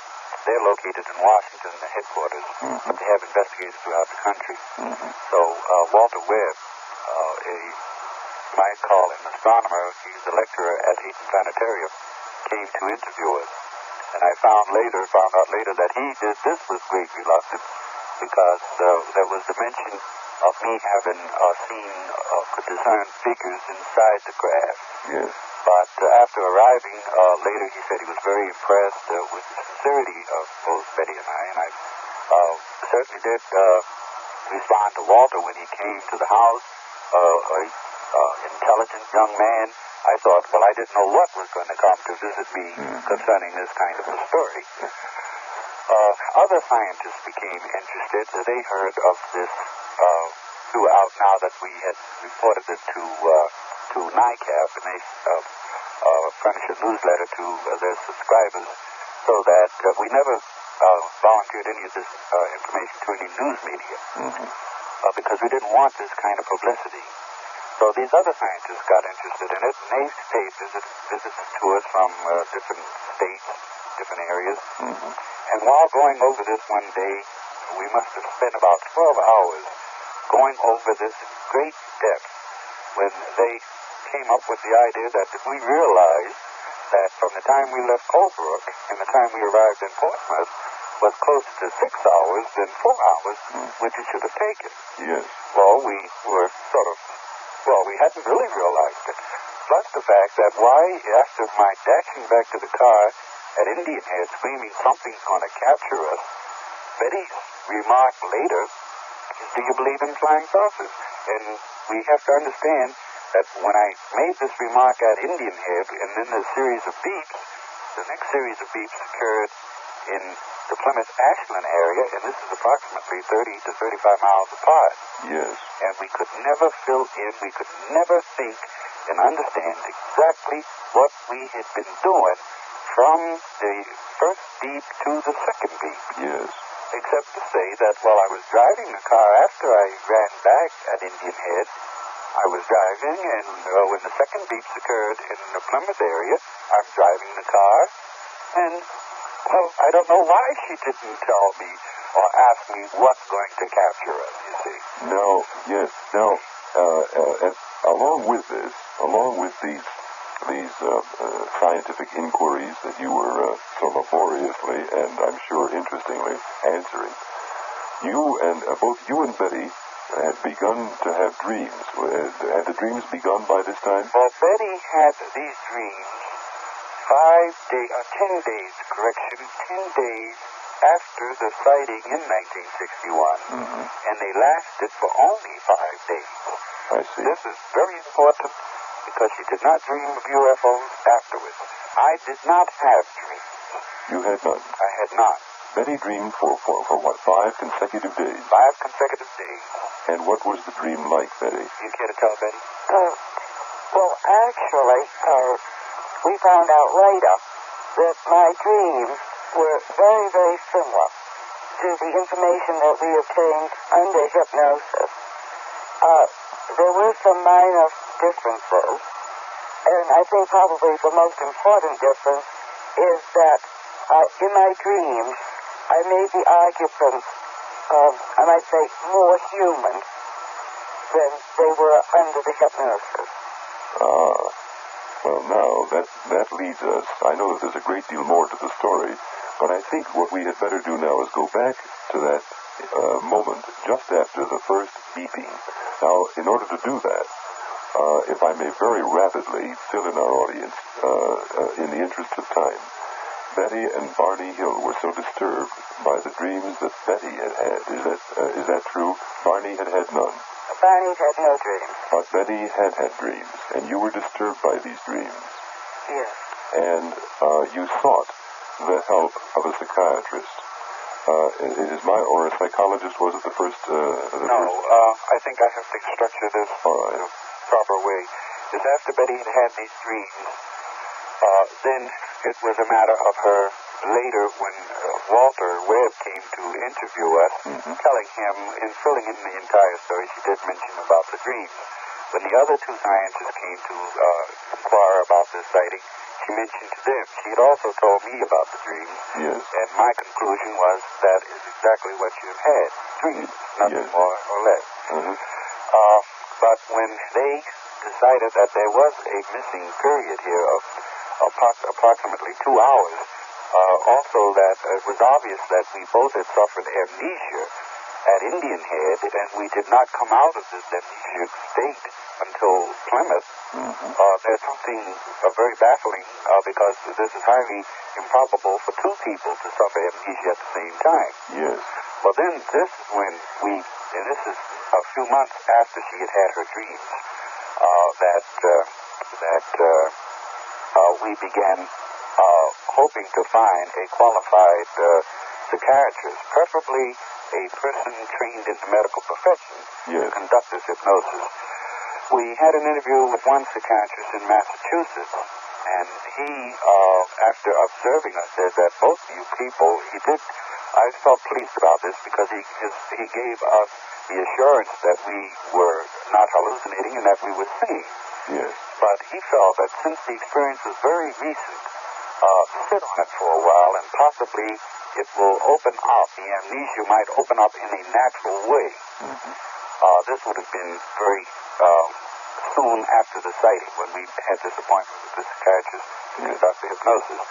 Now, I had an ulcer that had not bothered me for months and years, but it then began to bother me. And it did not respond to any medication from the medical doctor. And so he then decided, well, possibly it had some kind of psychological origin or cause that continued, that it persisted in causing this distress with me, the ulcer itself. Yes.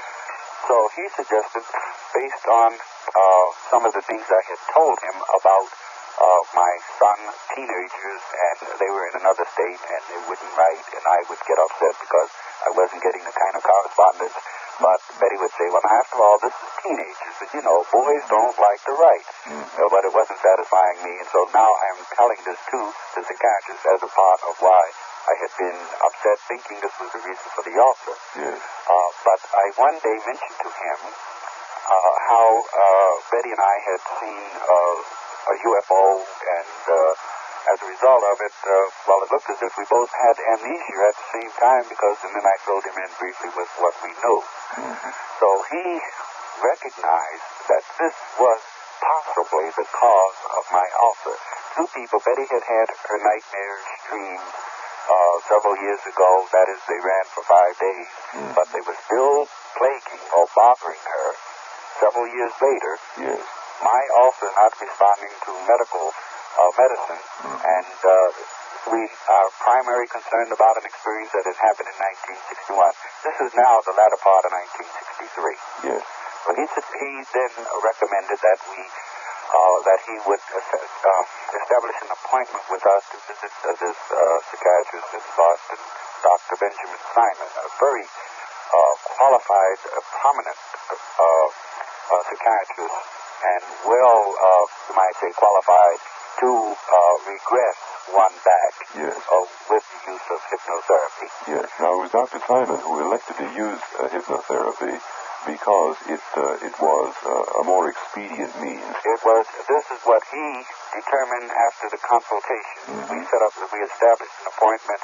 Both Betty and I were together when we kept this appointment, and he immediately could recognize that we both had amnesia at the same time, and that he then decided that one way of opening the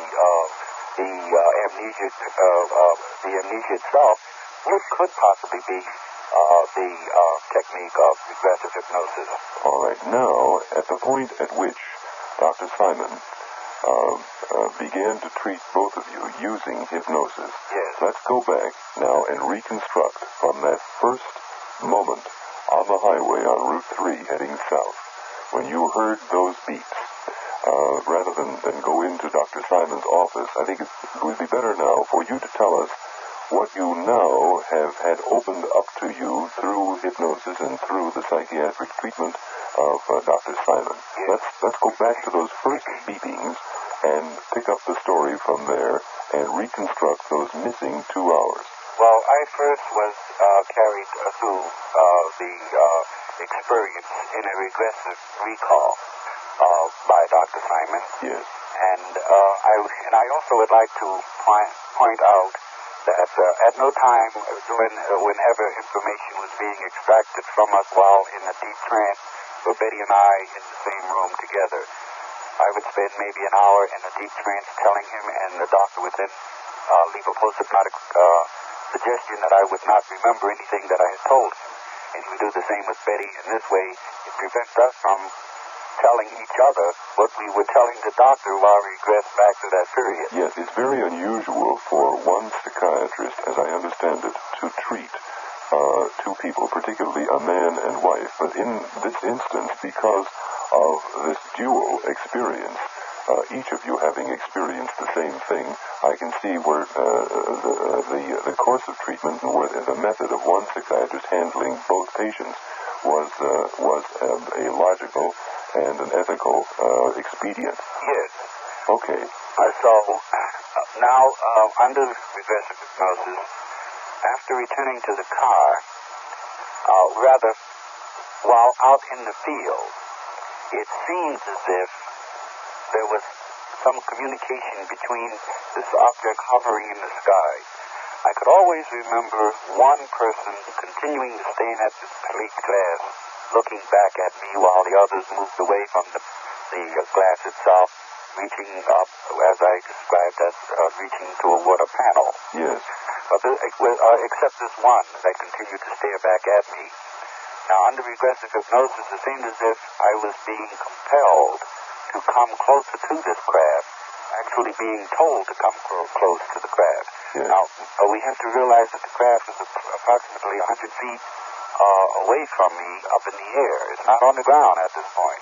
Mm-hmm. And yet there was this kind of communication that I was receiving. Plus, I had my binoculars up to my eyes, and I was also told to keep them there, not take them away. Mm-hmm. I pulled them. Somehow the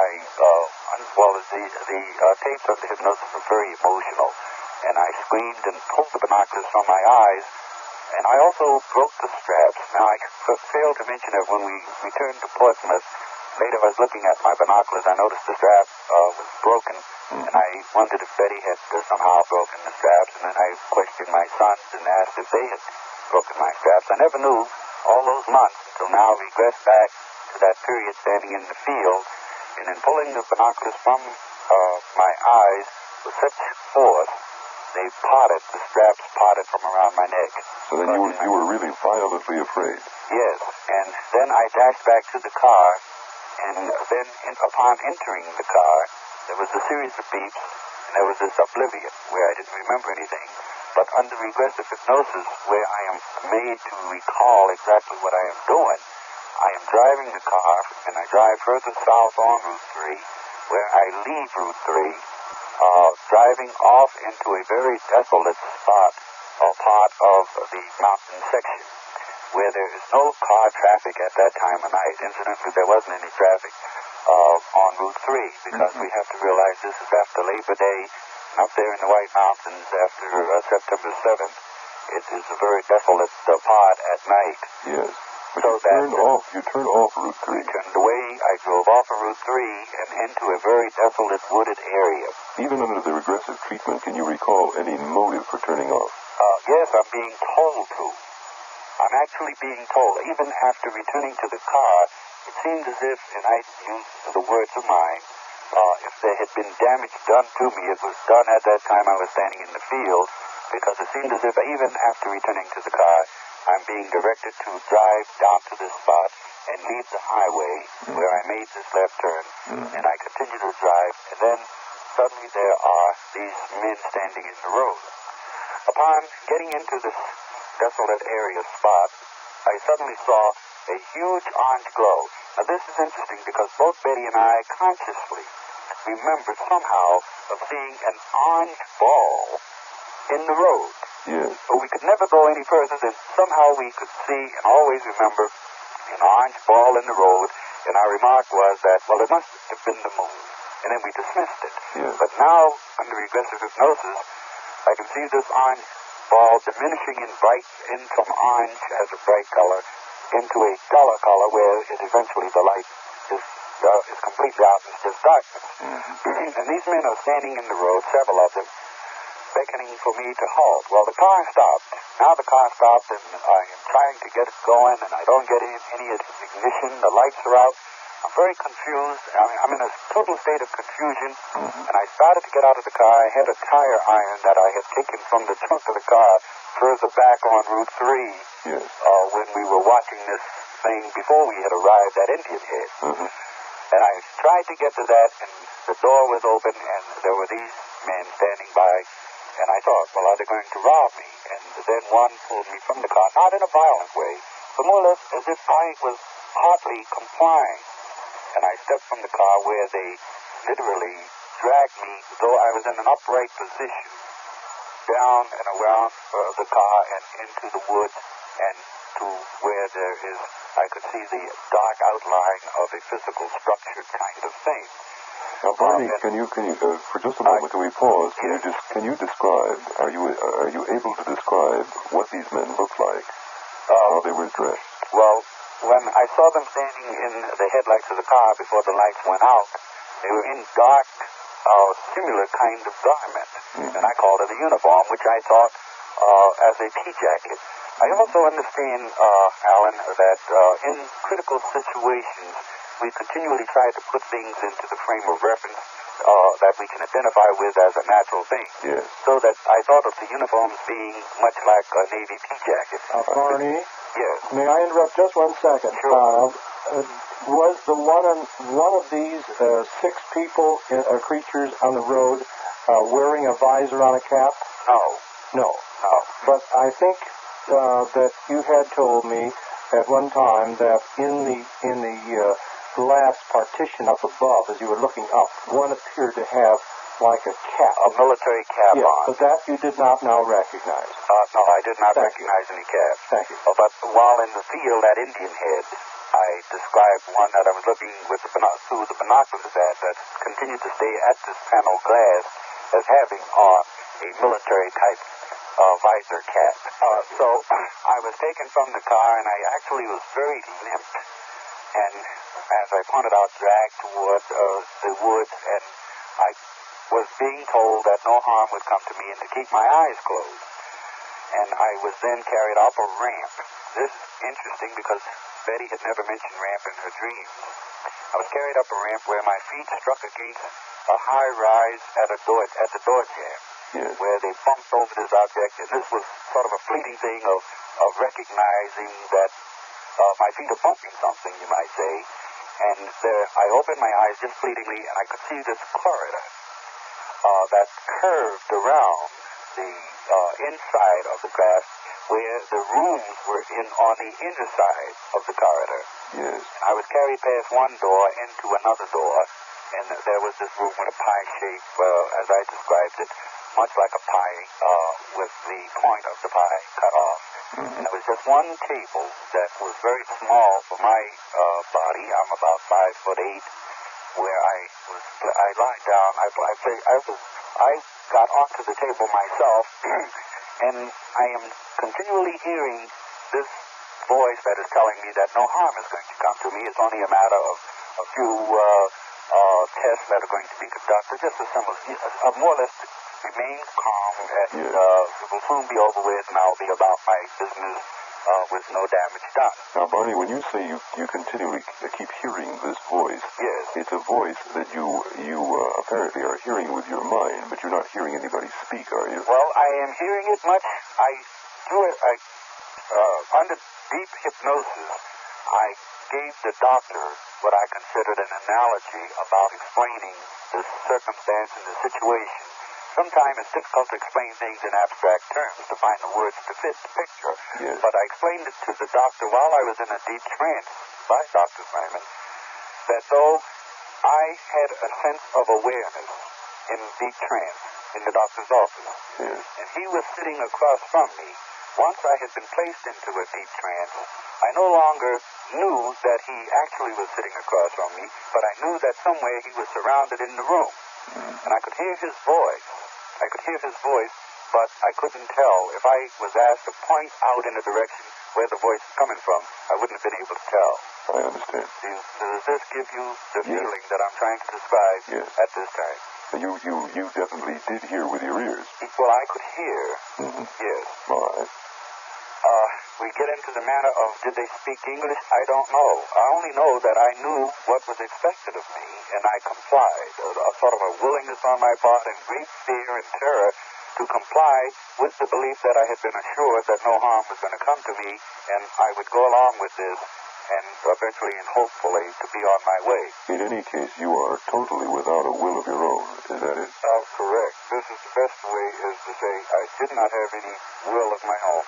I offered no resistance, I wasn't even concerned about Betty's whereabouts. Mm-hmm. I might feel a little guilty as a husband to not be concerned about my wife, but this is such a terrifying situation that I was only concerned about myself, and I was being assured that I wasn't going to be harmed.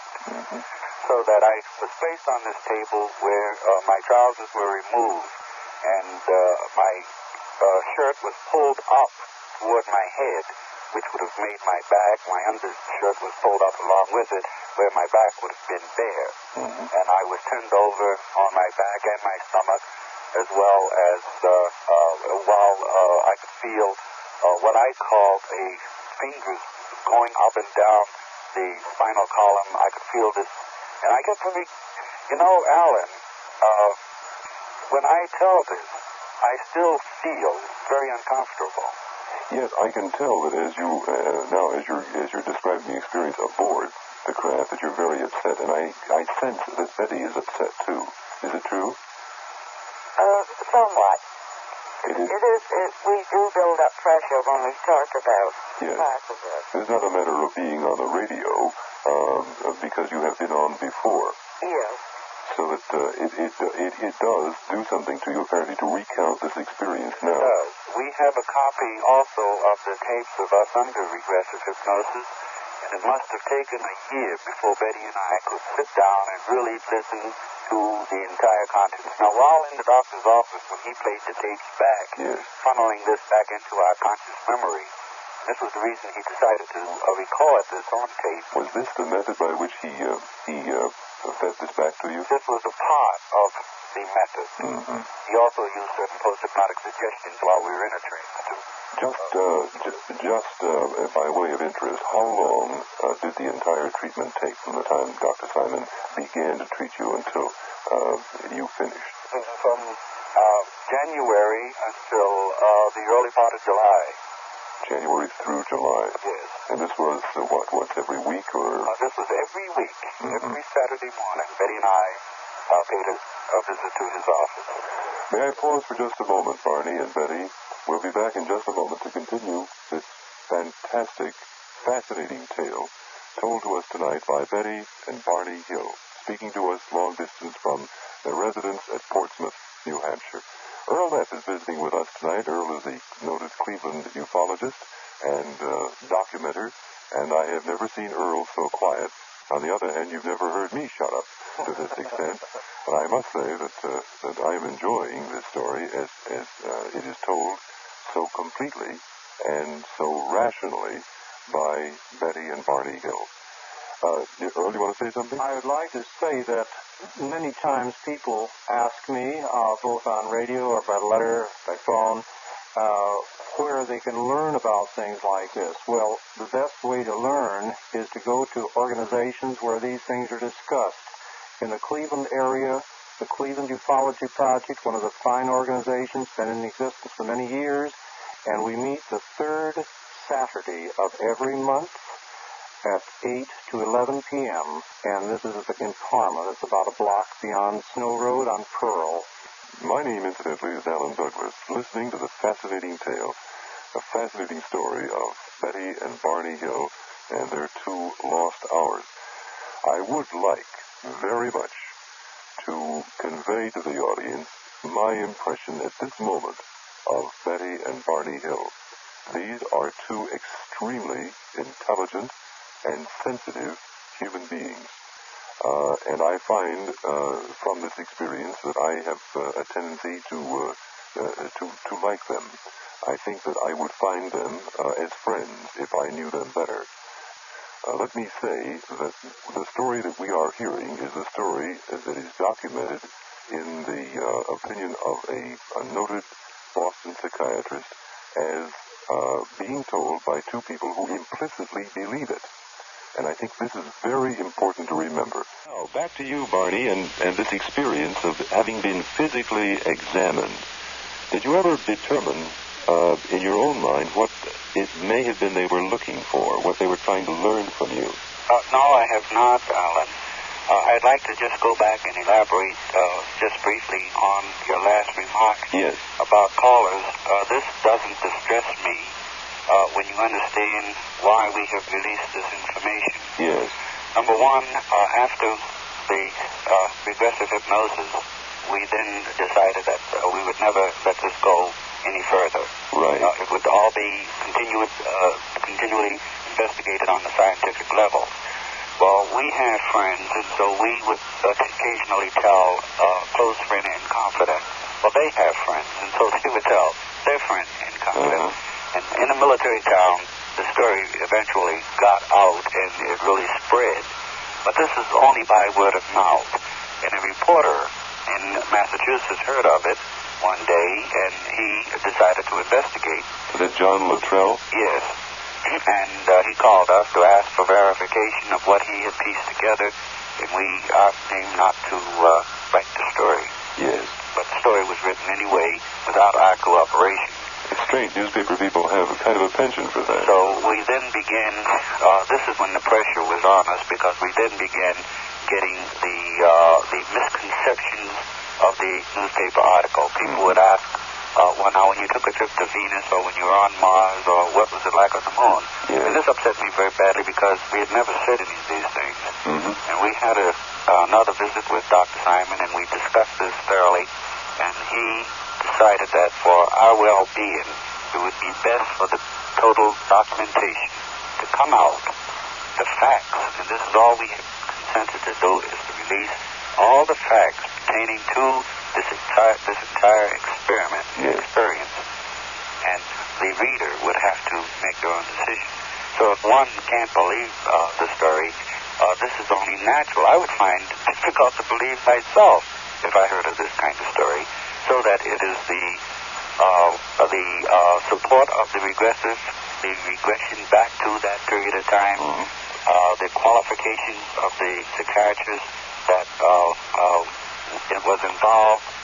These are the reasons that I can tonight talk to you over the phone and tell you about the documentation.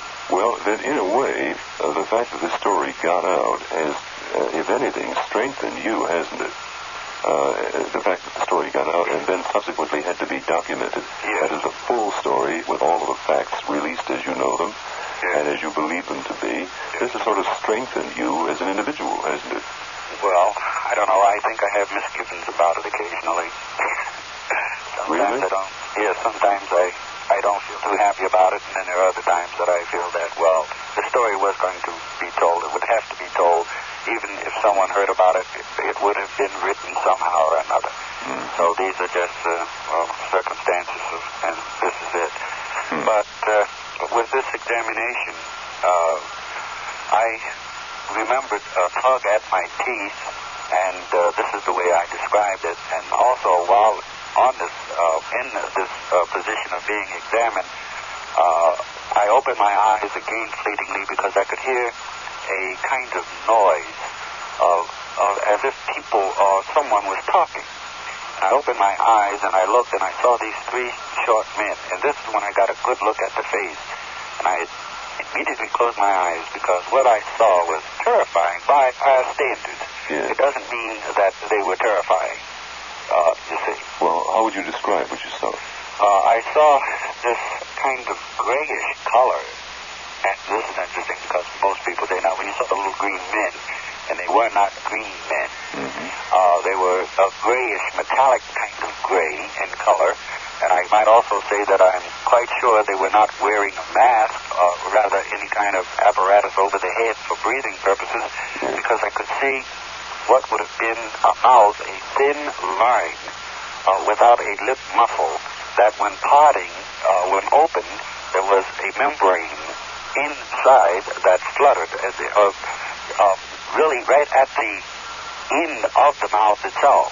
And this fluttered, and this seemed to be a way that they communicated with one another, with a very peculiar kind of mumbling, humming sound.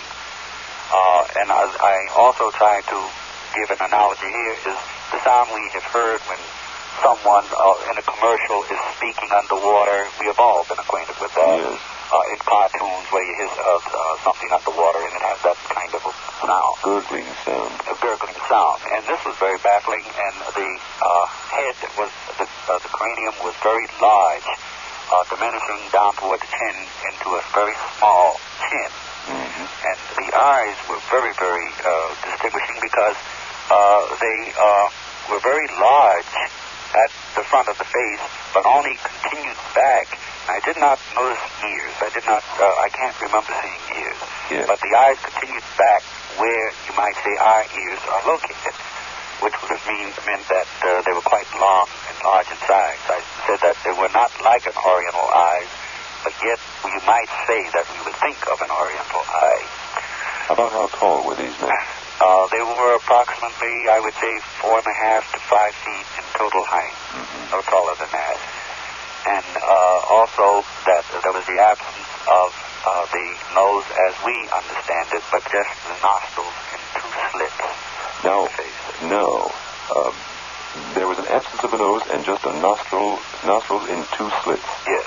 Now, Betty, you described in your dream that you had more or less in your dreams reconstructed these individuals as humanoids or as human types of people through the normal process of identification, perhaps.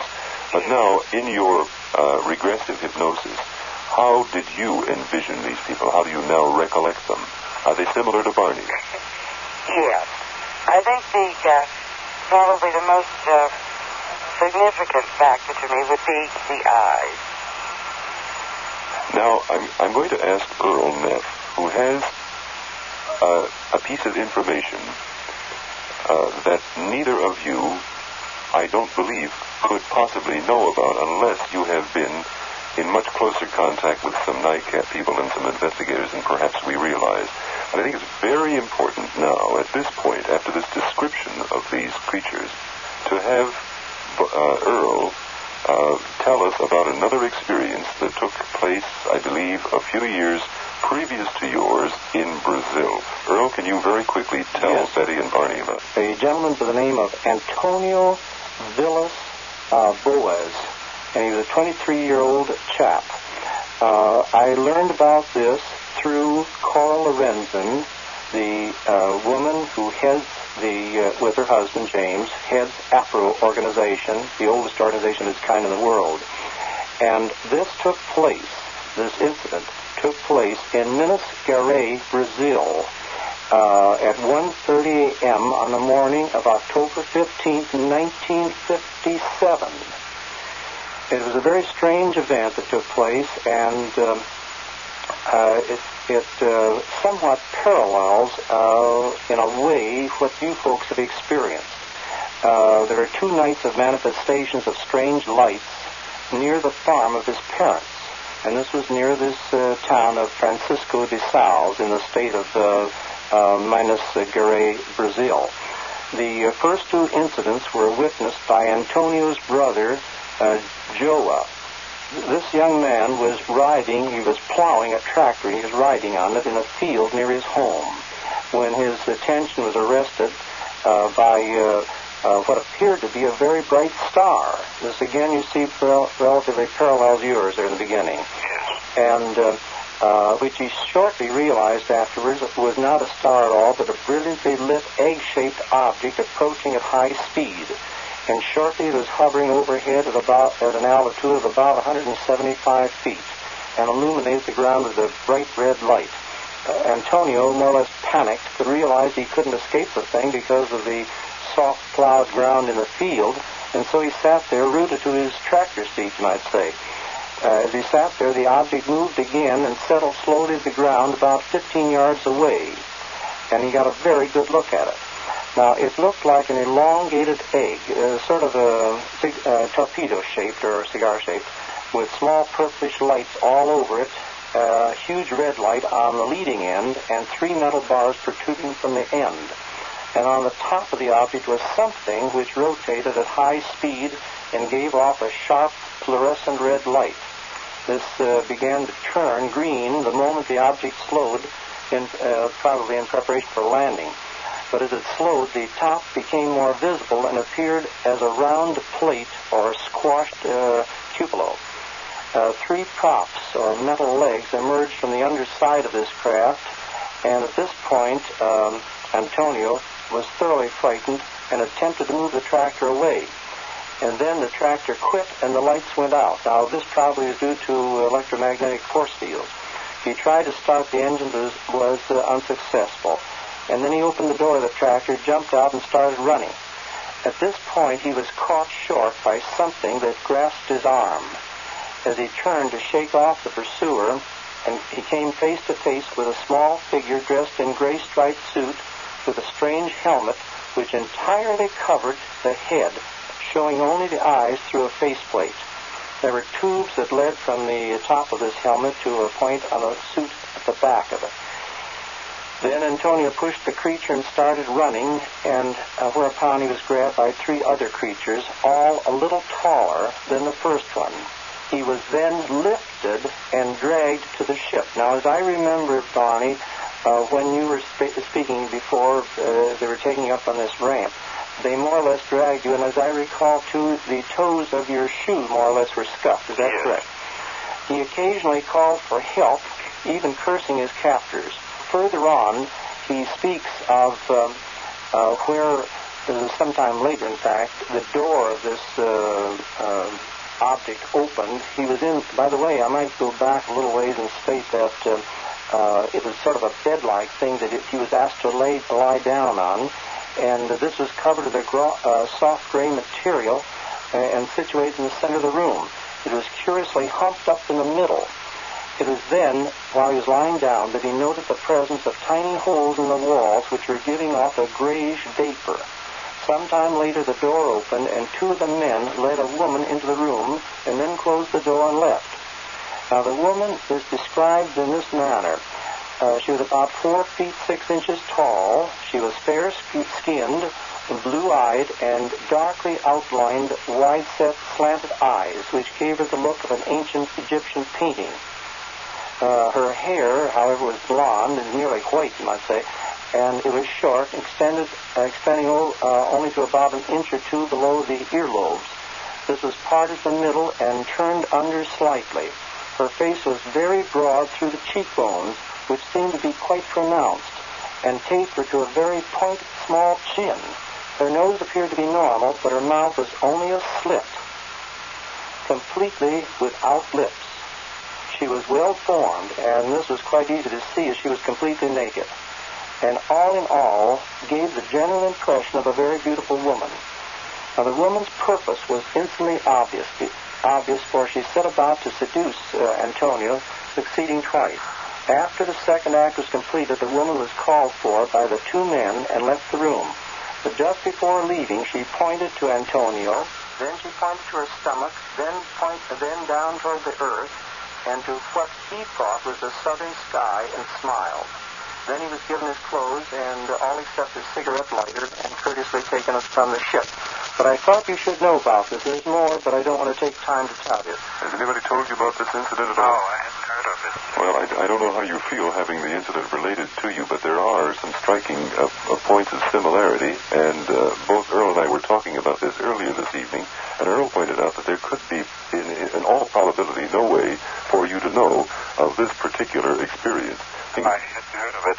The only, this other part of the seduction, nothing like that took place with me, but I described a cup-like object being placed over my lower... Over the groin? Yes. Mm-hmm. And I could feel it being placed, and as if there was some kind of I was thinking of the word vibration, but this doesn't describe what I am trying to say. As if something was movable in a soft way as it was placed over me, and it was removed. I don't know the reason for it, but this is where I later developed the warts that came on my body. And Betty, as I understand it, they were interested in performing what they described to you, you say, as a pregnancy test. Well, this is what they called it. This was the pressing of a needle-like apparatus of some kind into my navel. Mm-hmm. And it was painful at first, you say? It was quite painful, yes. And I was very upset, even when I realized what they were going to do, and asked them not to do this. And they seemed to think it would not hurt. Mm-hmm. And they seemed to be quite surprised that it did. Yes. And the one I called the leader, rubbed his hands in front of my eyes, and the pain went away. I see. Now, when the pain went away, did you ever feel any discomfort or pain afterward in any of your conscious memory? No. No discomfort? No, not that I could remember. Did you feel impelled at any time to have yourself examined by a doctor? Of course, this all came later, didn't it? Yes, this was, the experience itself happened in 1961, and the hypnosis was in 1964. So there was quite a time lapse here. Yes. And of course, I wasn't aware of this. I see. And I never did think of going to a doctor about it. Mm-hmm. And so you weren't even aware of that part of the experience until you, several years later, were regressed hypnotically. That's right. Barney, what about the rash on your back? Not a rash. Warts. These were warts on your Warts. back. On the groin. Yes. The doctor took the position that these warts were, or I might say, could have been of a natural development. Well, I'll tell you, it's a heck of a question to ever ask a doctor because they haven't found out yet for sure what is caused by earthbound warts, right? Yes. So I guess we really can't answer that question, and we can't logically expect a doctor to as yet. I asked the leader where he came from, and he stepped over by the wall and put his hand on the wall, and these panels slid back, and a map came out, which I believe would be called a sky map. Mm-hmm. And while the map was exposed, he asked me if I knew where the Earth was. And, of course, I had to tell him I did not know this. And he acted a little disgusted with me. And I did get a look at the map. He did not say just where he came from on it. But I noticed certain things about it. I did ask him, there were some lines heavy solid lines, and then there were lighter solid lines and broken lines. Yes. And I asked him the meaning of these, and he said the heavy lines were trade lines, and the light lines were places that they go sometimes. But the broken lines were expeditions. I see. Trade lines. Trade lines. I see. Yes. And incidentally, it should be mentioned that your sketches appear in the book, The Interrupted Journey. Yes, they do. And this would be, I think, a more complete way of gaining an answer to that question. Perhaps both Betty and Barney will tell us how they feel about it and what they believe it to be. Shortly after the sighting, and after the investigation by the scientists that became involved in this experience that Betty and I had, where they noticed that there seemed to have been amnesia experienced by both of us, we visited a psychiatrist in Massachusetts. And he, and I also mentioned how he had suggested that this was a very recent experience and possibly the amnesia would open up in a natural way where we would, in the course of time, began to remember. Yes. But we never did. This resulted later in our going to Dr. Simon. Well, as I understand it, I think the implication of the question may be slightly obscured, but what he really wanted to know was there a history of any mental disorder? No, there is no history of any mental disorder. And you had never previously, either of you had an occasion to visit a psychiatrist? No. All right. I think that's really what the man wants to know. Now, I'd like to also briefly make a statement concerning, as you point out, the matter of semantics concerning the word of documentation, etc. Yes. That what we mean when we say documented is that there is the existence of the tapes of Betty and I both regressed back while in a deep trance-like state, articulating a set of experience in the most controlled way, the most scientific controlled way that a psychiatrist could possibly do it. And this is what is meant by documentation. All right, very good. Who received the fund? Who did what magazine pay for that? Well, we have to understand that obviously when the story was publicized in one of the papers here in the East, that there was a great demand for people to want to know more, because Betty and I weren't telling. We hadn't told this reporter who wrote the story. And this demand became very great. There was tremendous pressure. Plus, as I pointed out, much of the kind of remarks that were stated, untruths, fantasies, that are attributed to what we were supposed to have been doing when we had never said we had done any of those particular things. And we then, in releasing this material, contracts were drawn up. This is quite a standard procedure, because once we became a part of exposure this way, obviously, it could not be expected of us, Betty and I, to let our names go out this way without some kind of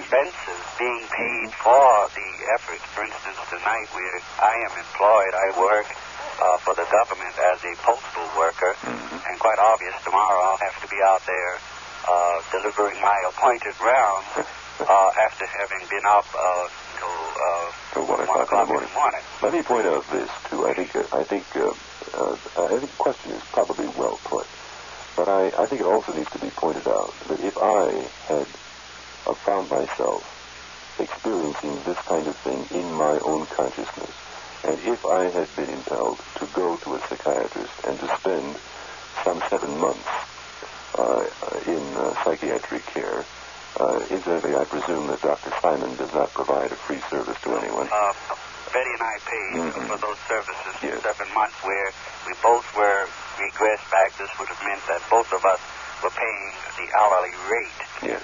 May I add something? All right. I also would like to say that from 1961, up until the present time, Barney and I were trying to find out as much information and as much we could scientifically about this experience. Yes. We went to scientific conventions.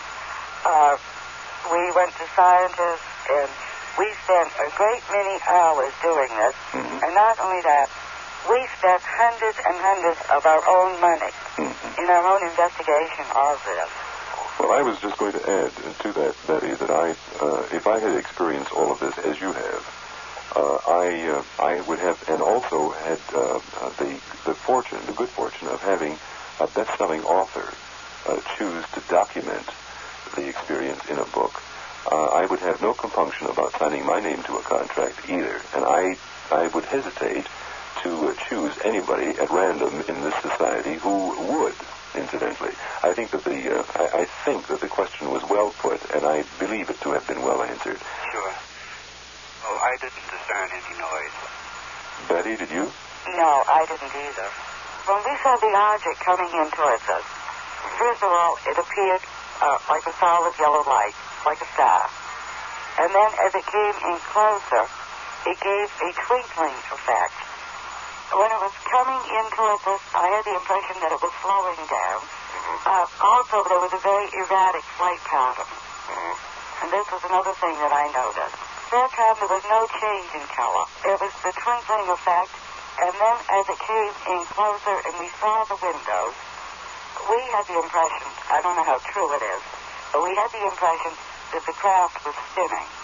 And it was actually the windows that we were seeing. It was a gradual change, diminishing from orange into dull and then blackness. It was a different kind of symbols than I'd ever seen before.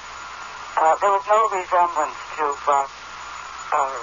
writing or printing. I couldn't say what it was. The printing went up or the lettering, or I shouldn't say lettering, the symbols went up and down rather than across.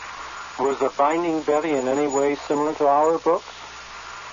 Well, of course, I'd only had it for a few moments, Sure. and I didn't really have too much chance to But at a look quick at it. glance, did it look like a book? But I would say it looked like a book. Oh, I never thought about that. As the weight, I would assume that it probably would be about the same weight as one of our books, so I probably might have noticed a difference. Did it look to you, Betty, that the book had been mechanically reproduced as one of our books might be, or could it have been hand-lettered? Did it appear more artistically done than might be done by a machine, for example? That's difficult to answer, but I would say it didn't look as though it would be something that we would do in handwriting. Well, I would maybe say it would be more like a published book. You know, maybe the whole line of questioning along in this way, as far as publishing or hand-lettered, would be illogical. I would assume that another more advanced intelligence would at least have been able to discover the principle or the means of publishing books, and that if the book was indeed a book, then it was therefore done mechanically. Yes. I would like to add that Dr. Simon did not say he did not believe. I didn't read that anywhere either. What Dr. Simon has hypothesized is that there is the possibility. This is only a theory that he would say it's a theory. Yes. There is the possibility that there has been a dream transference, that Betty had a dream, and then I absorbed the dream, and it has become a part of my reality. Yes. Well, in asking how this could be done, there are several theories governing this matter. Number one, it was thought first that Betty talked in her sleep. Well, we would have to presume that she was talking complete sentences. I would have been asleep, and then I would have overheard her talking, and this way I would have absorbed it. This was obviously unsound to believe, because I was employed nights at this time in Boston, commuting daily or nightly from Portsmouth to Boston, where I worked at night. So Betty would have had her dreams with me not being there. It might also be added that if this were this kind of transference, which Dr. Simon incidentally notes is exceedingly rare, it would also have to be pointed out that in Betty's dreams there are points of difference between the dreams and between the hypnotic regression. And I think inasmuch as these points of difference exist, I think this discounts the theory that it could be transference even more. I am willing to accept the dream transference. I can accept that. But then I have to ask the question myself. What happened to the 2 lost hours? Plus, the doctor does believe that we saw some aerial phenomenon. Mm-hmm. Also, and those why spots. the amnesia on both Betty and my part? Mm-hmm. So, you see, these are questions that would have to obviously follow through with the dream transference. Well, I think that Dr. Simon's disclaimer was a great deal more subtle, and I think more evasive than this gentleman states. I don't recall precisely what Dr. Simon said in either of the Look articles. I recall having read them, but they don't come back to my memory. And I would like to say, too, that there were others in the area who had seen the UFO. So that part of it is not questioned. And, of course, the spots on the car were evident. Yes, by other people. Well, first I'd like to add my part to that, and then let Betty add hers. All right. I did not carry on a conversation with these creatures, and at best that I could describe, I was treated very indifferent. The best that I could say is much like as if we found wild game in the wood, and we decided to capture it with the intentions of not harming it, but just to look at it and observe it, see what it's like, and then release it. There was complete indifference to me as an intellectual equal to them. This is, and plus you have to also realize that that if the regressive hypnosis is factual, if this is an experience that Betty and I regressively had lived, then I would have been in a subdued situation at the time that I would have been on board this craft. Barney, I would like to ask you a quickie, too, before I leave, and that is, of course, many contactees, as we refer to them, they'll say, well, we've been chosen. But do you personally believe, and you and Betty believe, that you were chosen or do you by these space creatures, or do you feel that if Alan or I had been there, that this would have happened to us instead? I think if you had been there and had done what we had done, it would have happened to you. Yes. That Betty and I, after she had seen this light star moving through the heavens, that she brought it to my attention and we continued to drive, I think that would have been the only thing we would have seen. I really believe that by stopping the car occasionally, opening the door, causing the dome light to go on, we drew attention to us. Yes. And it was that kind of a thing. We weren't chosen by any. I feel that way, too. I'm glad you said that. All right. Thank you. Thank you, Earl, and good night to you. Thank you so much. Good night, Earl. Good night, Al. Barney, and good night, Betty, and good night, Alan. Good night, everybody. We're going to go on now for just a few more minutes, but the Air Force called it Jupiter. Is that right, Betty? Yes, this was in Project Barney?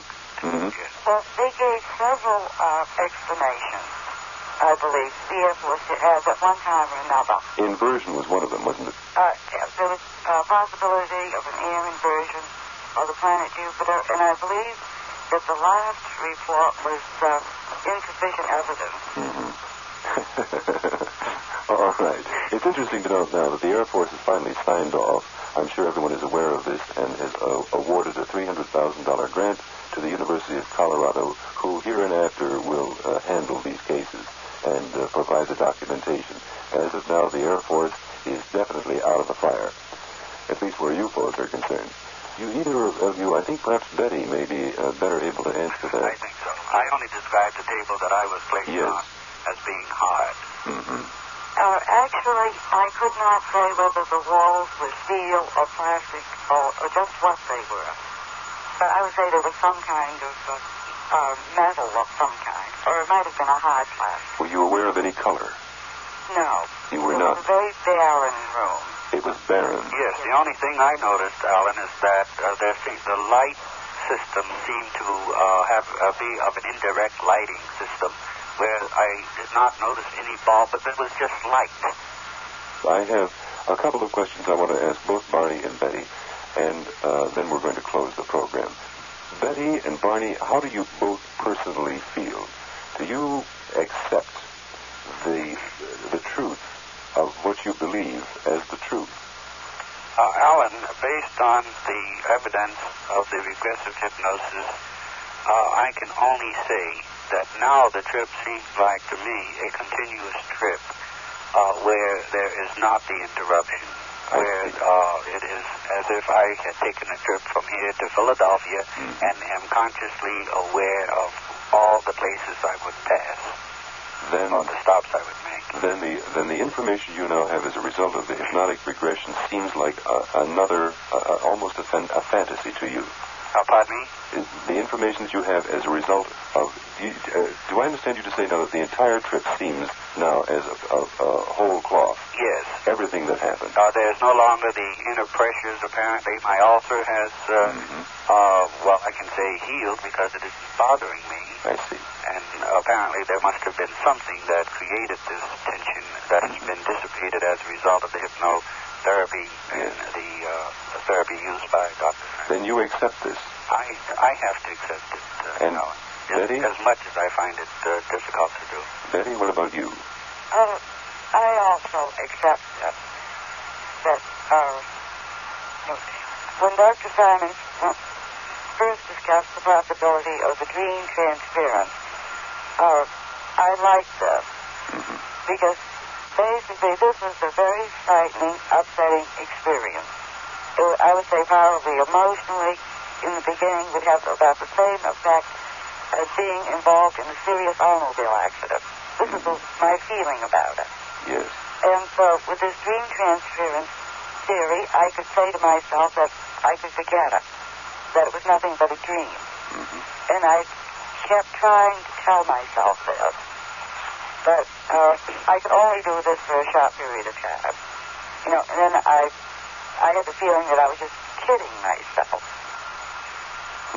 And so it's part of my reality. I really believe it actually happened. The experience that you have heard tonight, ladies and gentlemen, from Betty and Barney Hill is an experience that I, and also Dr. Simon, believes these people implicitly accept as having happened to them. And it's interesting to note what Dr. Simon says in his introduction to his book. He says, in cases like the Hills, hypnosis can be the key to a locked room, the amnesic period. Under hypnosis, experience buried in amnesia may be recalled in a much shorter time than in the normal course of the psychotherapeutic process.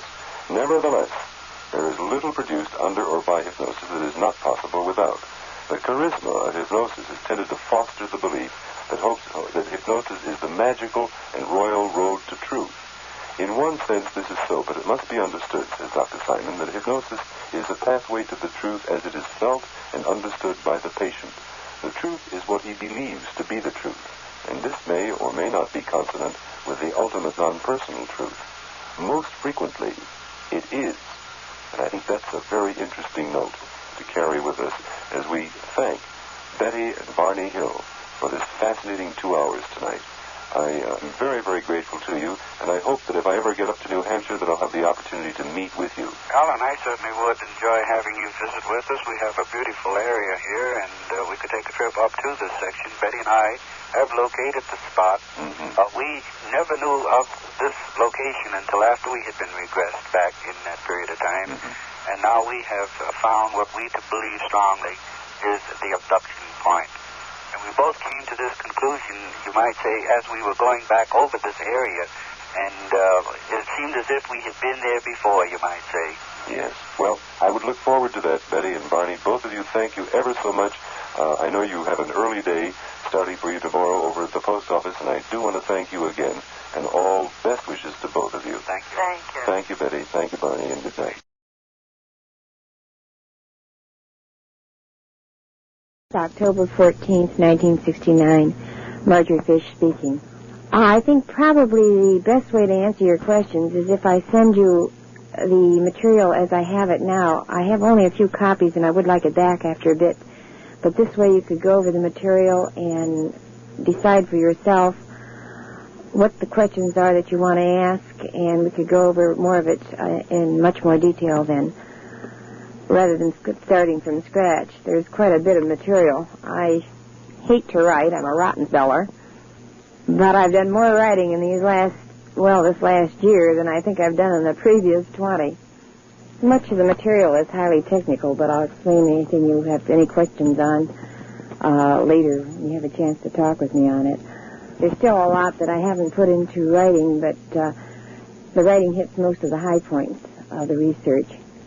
As for the books and materials used, I was using the star catalogs that are used at the observatories for the positions of the stars and the parallaxes, and I have the complete rundown of all the available parallaxes that I know of. That's the Yale Trigonometric Parallax Catalog, the Bright Star Catalog, the Yale Trigonometric Parallax Catalog Supplement from 1962, and the Gleicy Catalog. I was using the Gleicy Catalog for the most part, and you'll get a chance to see these. The data was very, very hard to come by. The material is, just isn't normally used by lay people, and so it just is not available in libraries. And I wrote to a number of universities, and I went to observatories, and I went to planetariums, and very few people had the catalogs, and practically no one would allow anyone to use them or even look at them.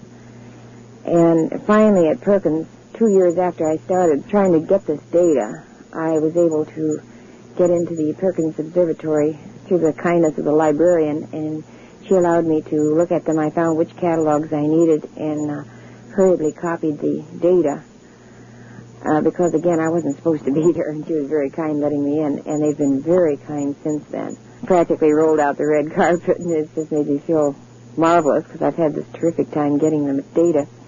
As for the textbooks or sources of material to determine which stars could have planets with life, those were listed, parts of them were listed in that list that I gave you at the meeting, if you picked up one of those. Sagan's Intelligent Life in the Universe, and of course he's a radio astronomer and quite highly thought of in that field, is more or less accepted on the astronomy part. Su Shu Huang has done a review of his book, and he recommends the astronomy part, although he doesn't go along too much with the extraterrestrial part. None of mine is based on the secondary part of the book, just on the straight astronomy. Kirchhoff would be the most controversial. He's a member of the Royal Astronomical Society, but he has quite a bit of speculative data, but he labels it as such and gives the pros and cons for his data as he goes along. And I thought his ideas were quite interesting, although I found some flaws in some of them. There's quite a few textbooks out now on exobiology. Most of these came out after 1963. Stephen Dole has one, or actually two out, one published with Isaac Asimov. And Arcade, I'll have to look up his first name, has one out, and, there's quite a few others. And there's nothing particularly controversial over these. Pretty much boils down to that a star like the Sun is going to have planets like our own, or could have planets like our own. So you need a star within a very close range of the Sun, and it would have to be a single star, generally speaking. Some controversies on whether they could be doubles or not, but I was working strictly with the single stars. Question on the margin of error in the stars. It would be, at most, when the model was first made and the pictures taken, hanging error of half a light year, but I doubt if there'd be anywhere near that much. Assuming that the parallax measurement that the astronomers took was correct. Now, as the star is close to the Earth, the parallax measurement is much more accurate. As it gets further out towards the 32 light years, the measurement gets further and further off between the different catalogs.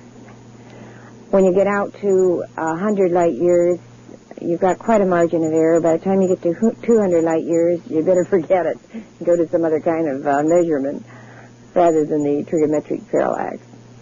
Actually, most of the stars are very close from one catalog to another with, just part of a light year difference in their measurement. A few of them are 2 or 3 light years of difference. The unfortunate thing is that the base stars happen to be one of the ones where there's quite a bit of difference in the different catalogs. The latest published measurement would put it out to around 38 light years.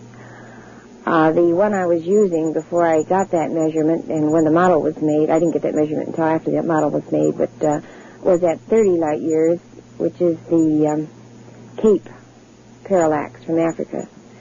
I suspect, if my interpretation is correct, that either the Cape parallax or some way about halfway between the two is their actual distance out.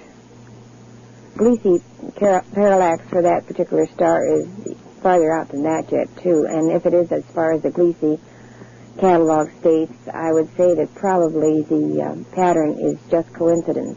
Know quite what to say about publishing, because I really wasn't intending to do much in the way of publishing. I have quite a regard for Fuller, and I really enjoyed talking with Mr. Neff, but I made the report basically for APRO as an APRO member, and I want to give them a chance to act. Dr. Stanford and I have been in communication. He's been pretty busy and hasn't had a chance to do too much with it yet, and he may not understand quite how I placed the stars in the model. Dr. Mitchell of Perkins asked me to come down and show him just how I did it, because he was teaching a class in stellar mechanics, and he wanted his students to see the model and to go over this placement idea, to have some basic idea on how it was done. I'll send you his latest letter that more or less confirms that the model is at least reasonably accurate. He has been very kind. It does not mean that he agrees with my extraterrestrial theory of the UFOs, because my work at Perkins Observatory has been basically strictly astronomy, and I've gone over it with him, but I didn't put him on the spot by asking him what he thought of it. It's kind of a touchy situation. As I mentioned before, it's very hard for an amateur to get into an observatory in the research part, and I wouldn't want to do anything that would embarrass the people who are kind enough to let me in and to help me. Fully in accord with you in that I don't want to get into the pulp magazines, and as I say, I wanted it basically for APRO. I also had sent material to Dr. Hynek, who I think is a fair and impartial judge. I don't know if he's reading it or not. He was very kind in having an associate answer some of my astronomy questions. However, neither one of them had read the report very carefully, but it was very long, and I can see why they might not. Also want a copy to go to Jock Valley if I can never get in touch with him, because he was the one who first got me interested in UFOs. The FSIC, these were the only ones I was really interested in getting the report to. Not even completely sure that it should be generally made public, because it's a lot easier to weed through contact reports when you have some basic idea of what's going on, and which ones can be reliable and which ones aren't reliable. Since contact reports are so interesting, and since you seem especially interested in them, I was wondering if you could help me out in one particular aspect. I remember vaguely reading of a contact report where the contactee said that they had claimed they had visited 40 different worlds. And if my mapping theory is correct, this will be approximately how many they may have gone to. I can explain this more to you later, too, but right now they showed about between a fourth and an eighth of the sky area, and there were 10 stars beside the base stars, so 40 would be approximately correct if they're visiting in all the other directions also. Tried to find this report, but I've got so many reports. I get all sorts of different kinds of materials. Some of it extremely poor, some of it pretty good. I do subscribe to the Flying Saucer Review from England, so I know what you mean about that magazine. Do you remember any contact report where 40 different places were mentioned? To the part on the astronomy part, trying to develop this at Perkins as much as possible, and then let them carry it through if there's anything in it. It needs to be carried out to the 65 years at least to make sure that this star grouping is not just a neighborhood quirk and is actually what is happening out in space. To see these groupings of like stars in a catalog would be very difficult, and I'll explain that too in star placement in the catalog. I'm planning on building possibly 2 models out to 65 light years, one with just the stars brighter than the absolute magnitude of plus 7.5, and the other would be have all the stars in. Now there's 1,000 stars, actually 1,000 systems, many of these are double stars, 65 light years. And this raises problems in hanging them because your lines are getting so close together. If I would use the same size base, which means I should go to a larger base, and this creates other problems in handling anything that large. If there are problems with the lines tangling, so I'm going to have to work out some ideas on this before I actually go ahead and start it. To be turning the tape over now, so it'll have at least some leader here. You can tell I'm still rather self-conscious with this tape recorder. The thing I'm working on is all the stars that could have planets with life out to 100 light years. I have the 65 light year listing done, although I'm rechecking it with the double star catalog to see if any of these are spectroscopic binaries that weren't marked as such in the other catalogs. Markings for binaries are quite often found in the footnotes, and sometimes these footnotes are not as accurate as they could be. Sometimes, too, the person who's writing the catalog isn't interested in that particular aspect and doesn't mark it as such. And so you may think you have a single star, and it's really a double. And, of course, the doubles aren't nearly as likely for life. Listing of stars and the model should take at least the full winter, if not a couple years, because I'm starting from scratch for the 100 light year model. Again, I'll have to explain some of these things when we get together, and I can show you the catalogs themselves and what it entails. Neff asked me about the possibility of going on radio, but I carried it for the time being. I just don't know. I'm not very keen on public speaking. In fact, the talks before the Akron group, as I mentioned before, was my first real voluntary public speaking. The teacher, sometimes I have to do some in the PTAs or something, but I slip out of it every time I possibly can. If APRA doesn't act, I would probably go to Fuller or Neff. It's that important. As I said before, I don't want it to get in the wrong hands. I was basically aiming it at the people who could understand the star data, because I don't want it accepted at face value. This is why I was so tickled to get your letter, because you're the first one of all the groups that really wanted proof, and this is what I want. I want someone to actually examine it, to give their opinions, to try to tear it apart and see what makes it tick and see if they can find any flaws with it. I've gone over it with a fine-tooth comb. I've checked the stars in the basic pattern in the double star catalog, which just came out. I just got it a couple of weeks ago and found any flaw in it. Except the 2 stars where the line was a little bit shorter, actually considerably shorter, than Betty had drawn on her map, and which I think is because they were large jumps, and she could see they were large jumps. And so she made her lines long instead of the short lines that they show from her particular viewing angle. Again, if you could take the map and actually see the model, and though I don't have my model anymore because I'm giving it to the Ohio State University, or Perkins, anyway, I'm leaving it to Dr. Mitchell's discretion what he wants done with it.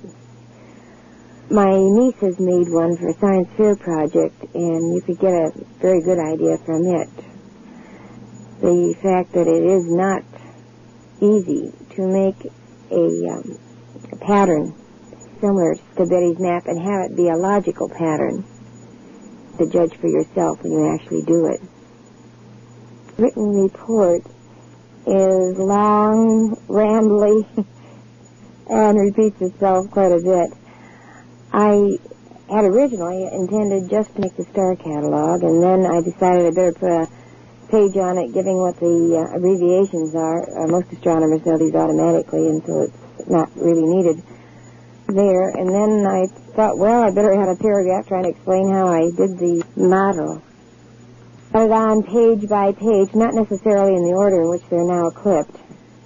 And the writing of it took over, well, I started it in February, and I didn't finish with the main party of the mimeographed writing until June.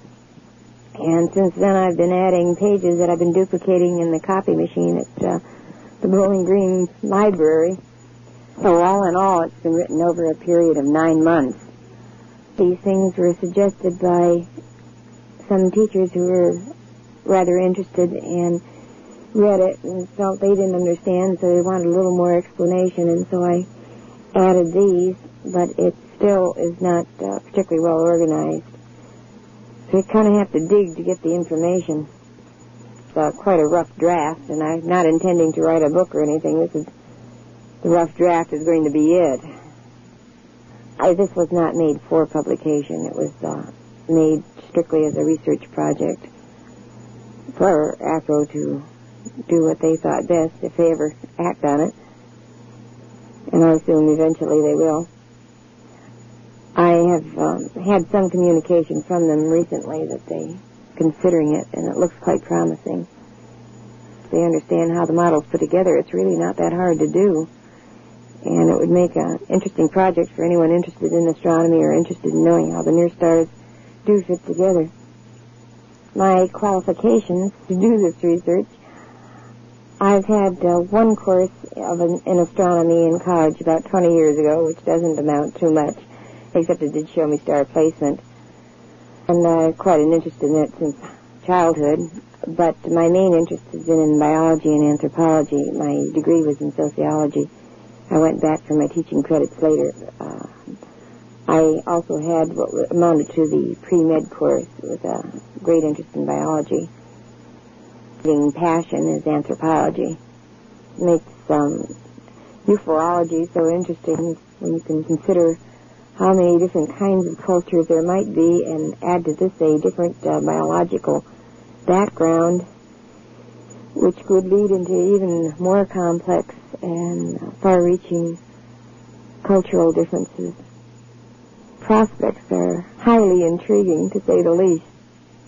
I don't know what to do about mentioning this right now. I don't want anything in print for a while yet until APRO has a chance to act, since they have been doing some of the checking on it. I hope. I wouldn't care if your friend heard the tape, but I wish he wouldn't print it at this moment then. A report I forgot to mention, I have quite a bit of speculation, but where it is speculation, it is marked as such. Being speculation, this could or may not be true, and any reason that it is not true, I would gladly accept and toss it out. It's just thoughts for mulling over and working with, and possibly letting some other ideas come up. The astronomy data, however, is as accurate as I can get it. There might be some copy errors where I would have a catalog number inverted or something like that, which happens in the best of catalogs. And I'm doing my best to find these and change them. But other than this, they are checked and rechecked, so I don't think you have anything to worry with on the strictly astronomy data. I'll see you later then. Sincerely, Marge Fish. P.S. already. While I was waiting for the astronomy data, I tried to check out some of the more far-out aspects, and I went into hypnotism with whatever material I could get a hold of, and read quite extensively in the field, and tried experiments in it to see exactly what could or could not be done. Also, automatic writing and the experiments with telepathy and other ESP matters. These experiments, of course, are not nearly as extensive as the astronomy data and really don't prove anything. They're, I think, rather interesting as far as indicating what might be done for further experiments. They are certainly not conclusive. I originally had no intention of including any of this data in the report because it does sound a little far out. but probably for completeness it ought to be N. Just finished reading Dr. Sprinkle's article on UFO percipients in the latest Flying Saucer Review special. Goes into the more far-out aspects. I thought he might be interested in the research that I'd done in this area, so I'm sending him a letter explaining what I discovered, and also since he knows Betty, I thought he would be interested in the proof that her report is accurate. I'll include a copy so that you can read it. As I say, this isn't the same quality, or certainly isn't definite respect compared with the astronomy data. Because of its controversial character, I would not normally have included it. There are several things I didn't mention about my talk at Akron. One was I only got through about half of the data I had ready to present there, and I'd be quite happy to go over the rest of that data with you if you're interested. Much of it, again, is rather technical, but has probably importance in weeding through contactee reports and judging which ones could be or which ones definitely are not true. If there's any chance of your reading the chapters in Sagan's Intelligent Life and Universe before we meet, just the chapters on star formation and which stars could have planets and planet formation, his write-up is fairly clear, and I think you might have a better understanding of what we're going into. This is October 19th, 1969, March Fish speaking. I received the tape and your letter. Thank you very much for both. After listening to this letter, you may decide I'm too much of a kook to go any further, and perhaps you're right. My interests range from A to Z, anthropology to zoology, including archaeology, astronomy, art, and I do sculpture and drawing, botany, chemistry, physics.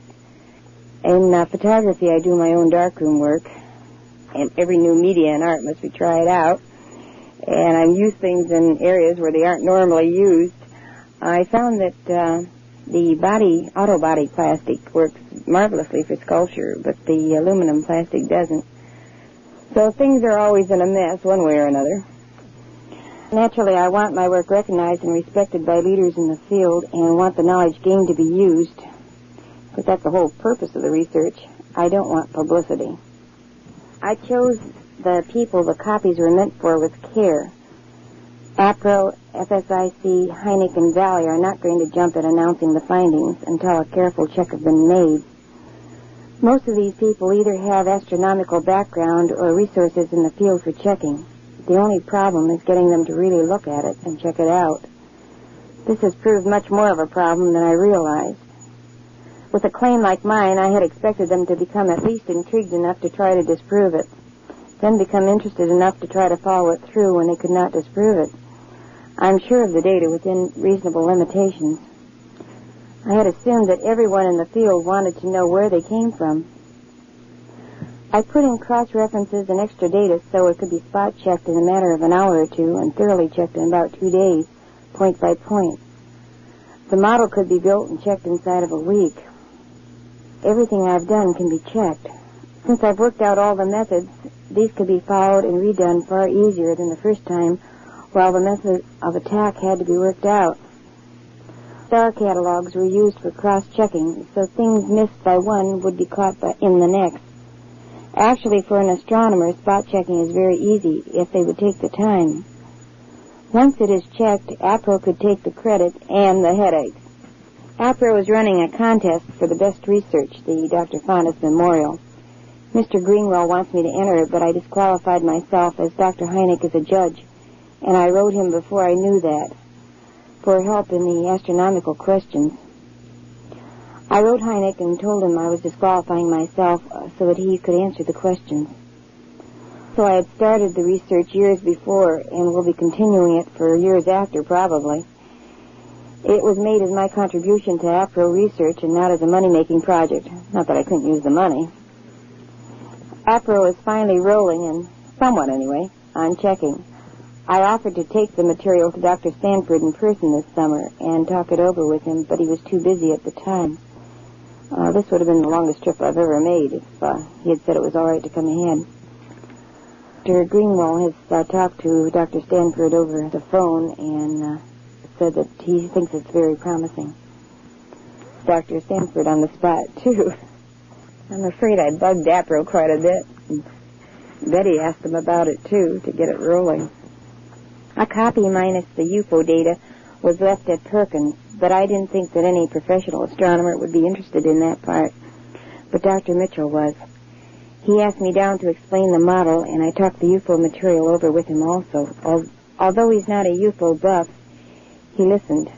I half expected to get tossed out on my ear, and gave me much help on my questions about the methods of solving problems, galactic coordinates. I use celestial sphere coordinates, not galactic, and so forth. Dr. Hynek worked at Perkins in the past. Now, I don't know if he and Dr. Mitchell are acquainted, but he still probably has connections at Perkins. A technician with the last name of Hynek is at Perkins now. He might be a son or nephew. In any case, professional astronomy is a tight group, with most astronomers knowing each other, at least by reputation. I asked Dr. Mitchell to send a note to Dr. Hynek, his honest opinion of the accuracy of the model. I don't know if he'll do it. It's quite a bit to ask. But he wrote me saying that he did not find any errors. There probably are slight ones now, as the model's had pretty rough treatment. It was out there in that July 4th tornado weather, and it was been taken apart 3 times, and the cats have been in it. It was knocked over once, and the strings maybe stretched a little bit on a few of them. It won't be enough to throw it off very much, but it should be off a little from what it was when the pictures were taken. Trade work and visit other observatories, and I'm hoping Hynek will either have to come to Ohio State on business or to visit his relative, or I'd be intrigued. In any case, I hope he gets a chance to look at the model. Either Dr. Mitchell or I could explain Betty's pattern to him. So there's still some hope in that quarter. An announcement through astronomical channels would make much more of an impact than any other way. I'm also hoping to chip away astronomically by sending the 65 light-year list of stars most likely to have planets with life to Su Shu Huang, Stephen Dole, and possibly Carl Sagan. These men have all worked on the problem of extraterrestrial life from an astronomical or scientific angle. But as far as I know, no one has worked out the stars that far or broken them into groups based on probability, as my listing has done. These also have been checked and rechecked. Sagan presents a problem as, oddly enough, he's prejudiced against UFOs. This may work in our favor, if he's reasonably fair, although I've heard he may not be. If I can get him interested enough or mad enough to try to find flaws in the data, and he can't, and says so, his word as a respected scientist and as an opponent to UFOs will carry more weight. I found a few flaws in his work, and that just might get him mad enough to want to find some in mine. Another way the model may get recognition is through the Astronomical Society of the Pacific. It is respected by astronomers all over the world, and its data is used in their research papers. If they would publish the methods of making the model, and the model is accepted as accurate, the later release of Betty's pattern would carry much more force with the astronomers and almost force them to examine it.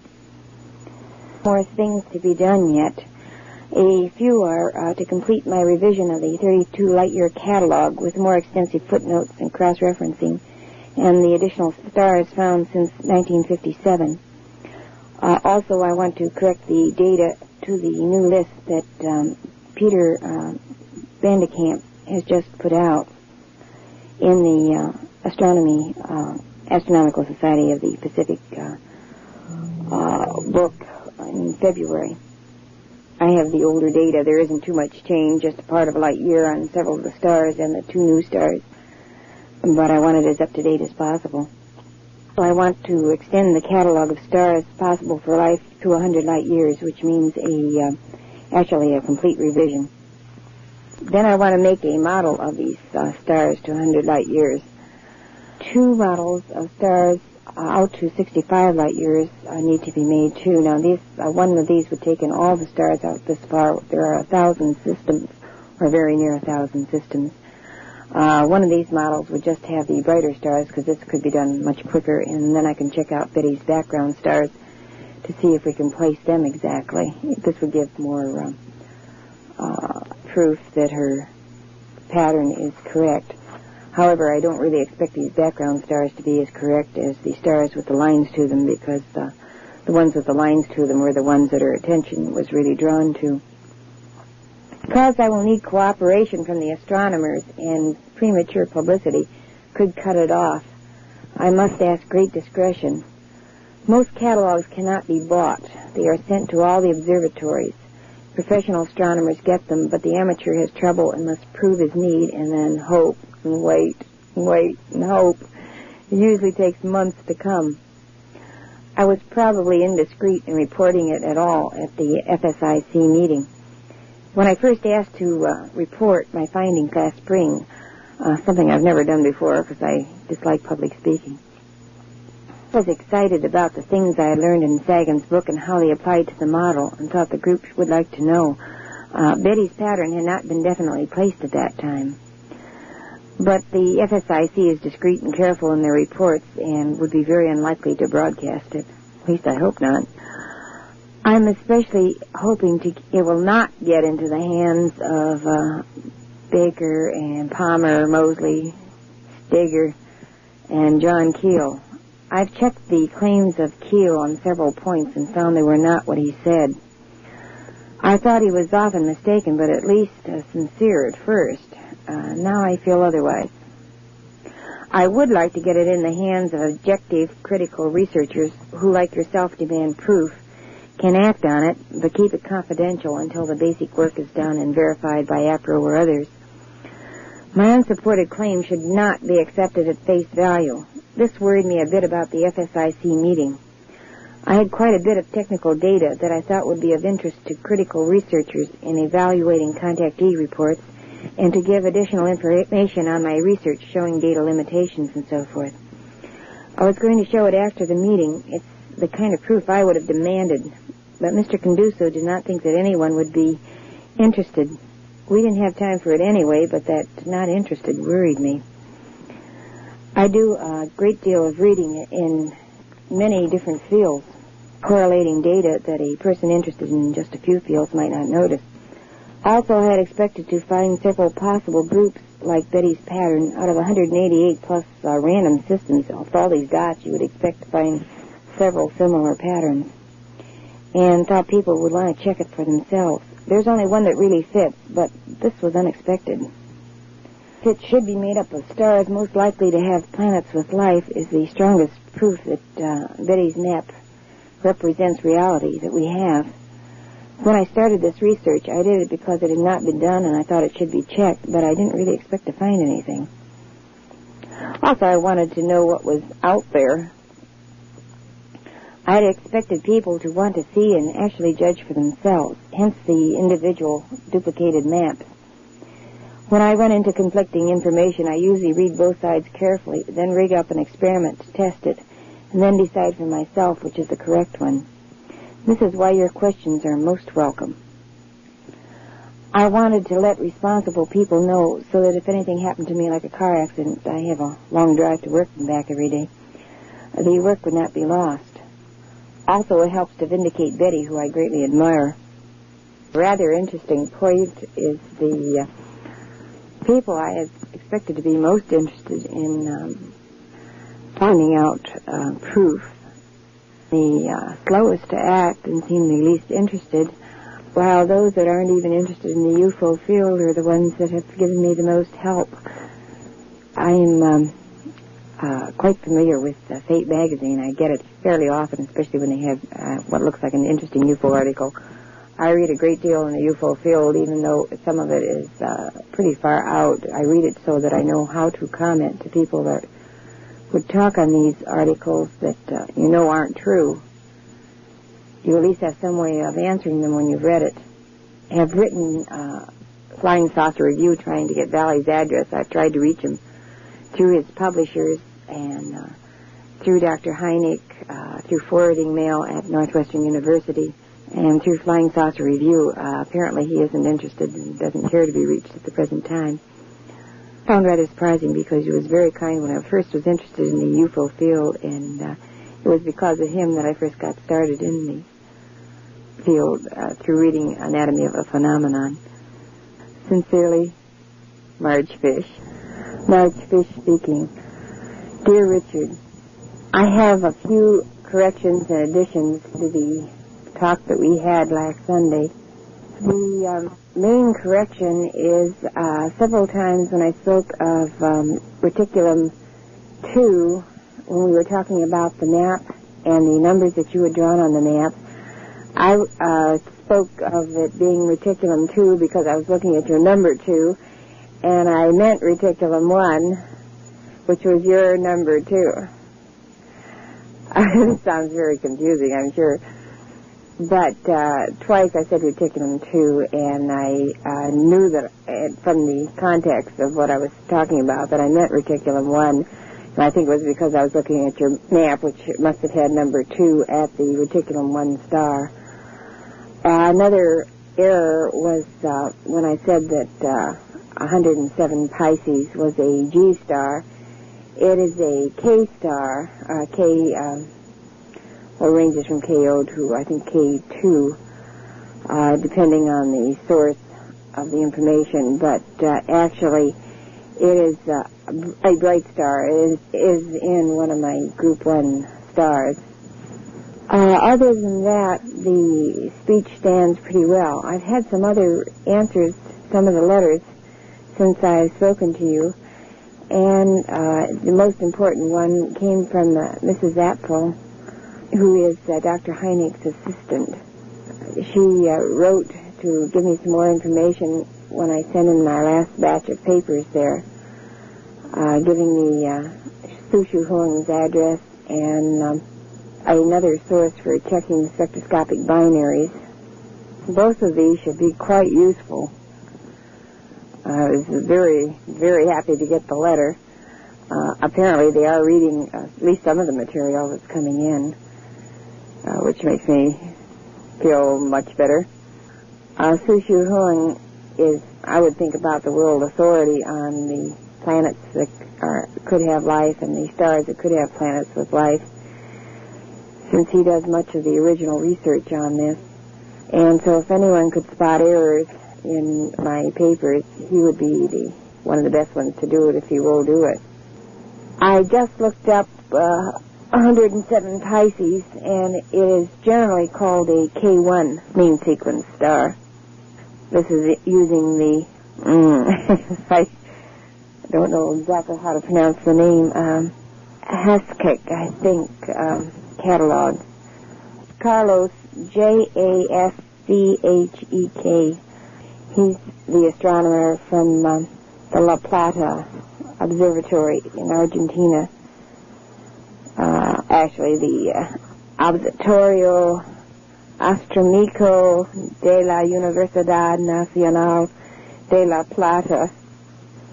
I had a letter from him saying that he is sending my catalog, and he hopes that we will meet this winter and talk over some of the projects, like the model and possibly the negative parallax, which his catalog may help in solving.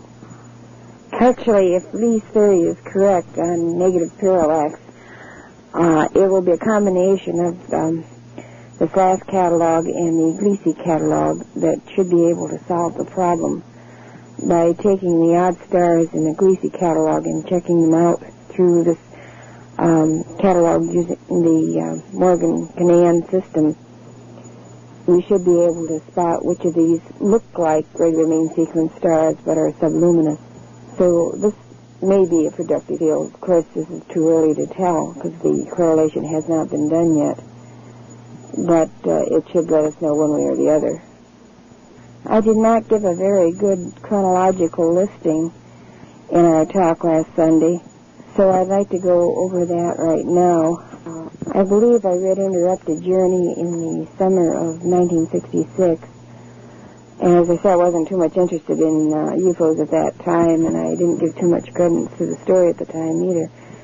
Then in November of that year, I read Anatomy of a Phenomenon, and this got me very interested. And after that, I joined APRO and the FSIC at the same time, or very nearly the same time.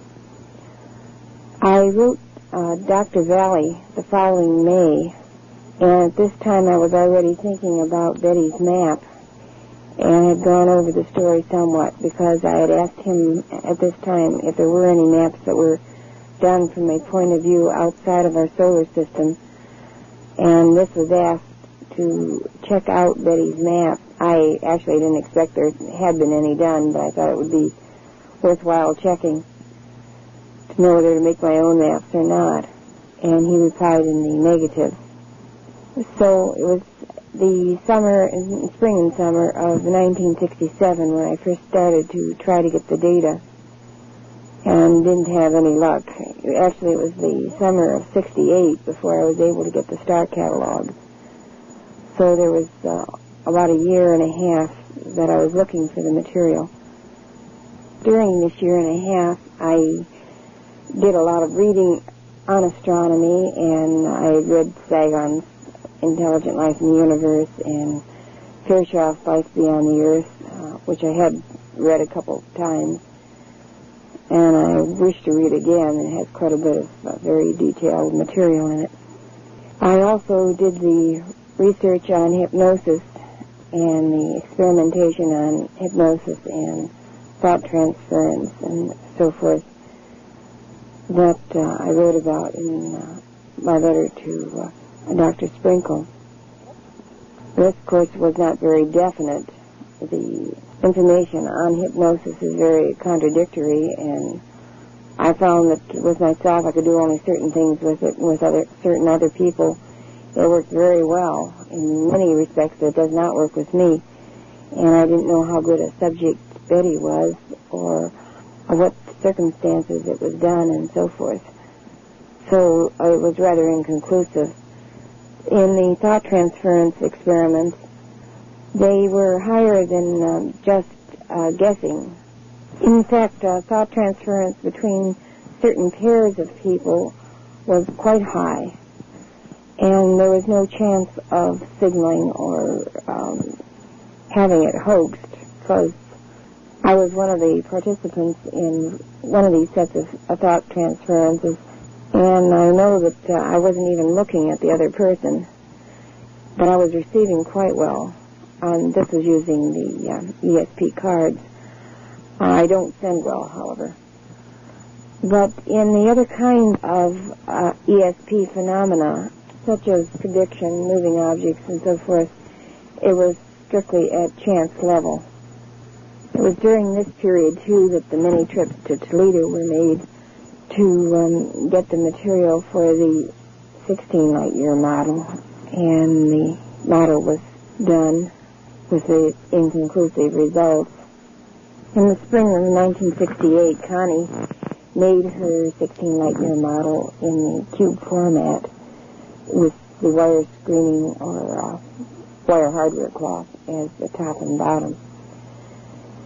And I liked her idea, but again I was more interested in getting complete access rather than having it blocked in. Then in the summer of 1968, I found a source for the plastic, the clear plastic that I'd been hoping to use for the model and for several other projects I had in mind, and I had it ordered. It took 3 months to come, but at least it was on its way and starting to come at this time. Also, in the summer of 1968, I got into Perkins and got a crack at those star catalogs. Now, I didn't have any of the catalogs of my own until quite late in 1968, so all my data had to be copied out of the catalogs at Perkins. But I found the address for the Bright Star catalog, and I ordered that. It generally takes months for a star catalog to come, and this was no exception. Connie Louine, my niece, had suggested the protractor instead of the ball system that I was using, and the idea was an excellent one, so I expanded the protractor idea to make it even more convenient and worked on the methods of putting the model together. Then in the Christmas vacation of 1968, the model was finally constructed, which took most of the Christmas vacation. After Christmas, in February and March, I started to combine the data that I had in a readable form so that I could send the material into APRO and the Flying Saucer Investigating Committee in Akron. The first thing then was the star catalog, since it is absolutely necessary to understand which stars are which. After that, the page of abbreviations was done so that people could understand the star catalog, and also a brief idea of the number of bead sizes and colors and so forth, so that understanding the model would be easier. Some other teachers who were following my work suggested putting in a history of the model, so I did a couple pages of that. And then I thought I'd better put in a rationale of what I thought Betty's map could mean, and this would explain various means of investigating various possibilities within the model. Then I put in some of the early worksheets that I had done to show the weaknesses and strengths of various interpretations and the problems with any of these, because at this time I had not found the correct one, although I was on the right track.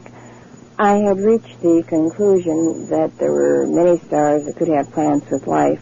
At this time I thought there was around 20. Some of these have been trimmed off since then because I discovered some of these were unresolved binaries or spectroscopic binaries and were no longer suitable. Some of these were also marked as possible variables in the Bright Star catalog, and I'm always hoping for life, so I was hoping that these variables were not true variables, or that it was just regular solar flaring like the sun. However, I doubt if regular solar flaring could be seen. I've been trying to find out for sure, but I don't think that the 2% change in light could be seen at the distance that some of these stars are. So I don't think it's regular solar flaring. Now, solar flaring in a smaller star like a red dwarf changes its luminosity very, very much, several magnitudes in fact. But in one like the sun, it does not change greatly. So I think this variability may be more than I had first hoped. Also, after checking the La Plata catalog, they range these stars in a 5 or 6 point spread quite often, which means that different viewers are seeing them quite differently at different places. A normal range is around 2 or 3 points within a spectrum range. So this would show that they probably are truly variable and so not suitable for life, or at least not nearly as likely. So now the range is the 13 within 32 light years plus these 2 that are just beyond this range that was quoted in the last tape. Time I also did most of the correlation by luminosity, by components, the HR diagram. Because I couldn't find the actual spread of the HR diagram, I decided to make my own using all the components within the 32 light years. So I could spot where the breakoff point was as far as luminosity, where the KO and the K1 break off, since Sagan didn't give the absolute magnitude at this point. And I hadn't been able to get Doyle's book. I have his book now, but I haven't had a chance to read it. It just came in about a month ago, and I've been very busy with the data and haven't had a chance for any extra reading. So I've been standing by my HR diagram on this point, but I may need some revision once this has been checked out also. In March, I sent the data to Dr. Hynek, first because I thought he would be interested, since he is interested in UFOs, and he has the knowledge to understand the astronomy part. And secondly, I wanted to get Dr. Valley's address, and Dr. Valley had been an associate of Dr. Hynek at Northwestern, and then I had heard that he'd gone back to France. And then I had heard that he is back in the country again, but not at Northwestern, so I was trying to reach him because I wanted him to have a copy. Also, I had a lot of astronomy questions that I could not find in the books. I'm learning my astronomy as I'm working with the data, so I have a lot of learning to do. There are still a few columns even now that I don't know exactly how to use in problems. I know pretty well what they stand for, but not exactly how they are used. But at this time, there's quite a bit I didn't know, because I'd only had the data for about 8 or 9 months. One of the things that I really slipped up on this point was the SB notations I had carefully copied out of the Bright Star catalog, and then didn't realize that they stood for the spectroscopic binaries, which I was trying desperately to find. I discovered this soon afterwards, but I'm still rather embarrassed that I hadn't caught it at that time. I did not have my own copy of the Gleason catalog, so I could not check the footnotes through the Gleason, and I did not have time to check the footnotes through the Yale trigonometric catalog at this time because I didn't have my own copy, and I didn't have time in Perkins to do it. During the winter months, my teaching hours coincide with the Perkins library hours, so I have no way of getting into the Perkins library. Besides, I wasn't quite sure at this point either that I'd be welcome back, since unauthorized personnel are not supposed to be using the library, for a very good reason, because they are in the middle of research, and it would be very disruptive to have people coming in and out all the time and asking questions, and these catalogs are very hard to come by. Another reason for contacting Dr. Hynek was the hope that he could catch any mistakes before I sent the report in to APRO. I was pretty excited about some of the things I was finding about the stars that could have planets with life, since this was all new material to me when I was reading Dr. Sagan's book, and the correlation with the model itself and finding which ones actually were the ones that could support planets with life within the model. So I contacted the FSIC to see if they would want me to explain what I'd found to the group. This is the first time, only time I have ever volunteered to speak before a group, because it does bother me to do so normally. But I thought they would be interested, and since it is a small, well-knit group, I could probably get through it all right. It seemed a very long time before I got any answers. Mrs. Apple, who is right under Dr. Hynek as assistant at Dearborn, wrote a very nice letter answering some of my questions. I had not made myself clear on one point. I was very worried about a minus in front of some of the parallaxes in the Bright Star catalog, because at this time I thought Betty's map was 2D and that they would have to use some sort of projection to make a map, possibly something like the Norden projection, to eliminate the distortion of putting a 3D celestial sphere into a 2D map. And I was planning at this time of making a model of all the bright stars within possibly 800 light years, possibly 1,000 light years, and then measuring off, taking the actual angle of elevation and the actual turn to make my own Norden type maps from the various stars that could have planets with life, so we could see what their sky maps would actually look like. This would be quite an undertaking. I expected it to take 4 or 5 years probably, and it would be rather tedious, but it would give us what their skies look like. However, this minus in front of the parallax was a factor I couldn't account for, and I thought it might change all the measurements I had taken so far in my model and all the projected measures that I had in the model that I was planning to do of these bright stars. This was not the normal plus-minus that you have after parallax that shows the margin of error that is likely for that parallax. And I just simply couldn't account for it, but it worried me quite badly. I found the answer to this one later when I got to the Perkins Observatory on June 6th. Dr. Nan kindly explained it to me that it was the apparent backward movement of the star, and that it could be caused by the comparison stars actually moving more than the stars being measured.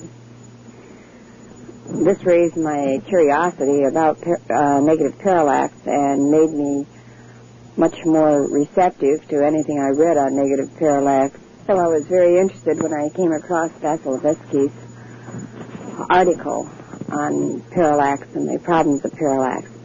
His article was the first that I realized that there were so many problems involved with taking a parallax measurement.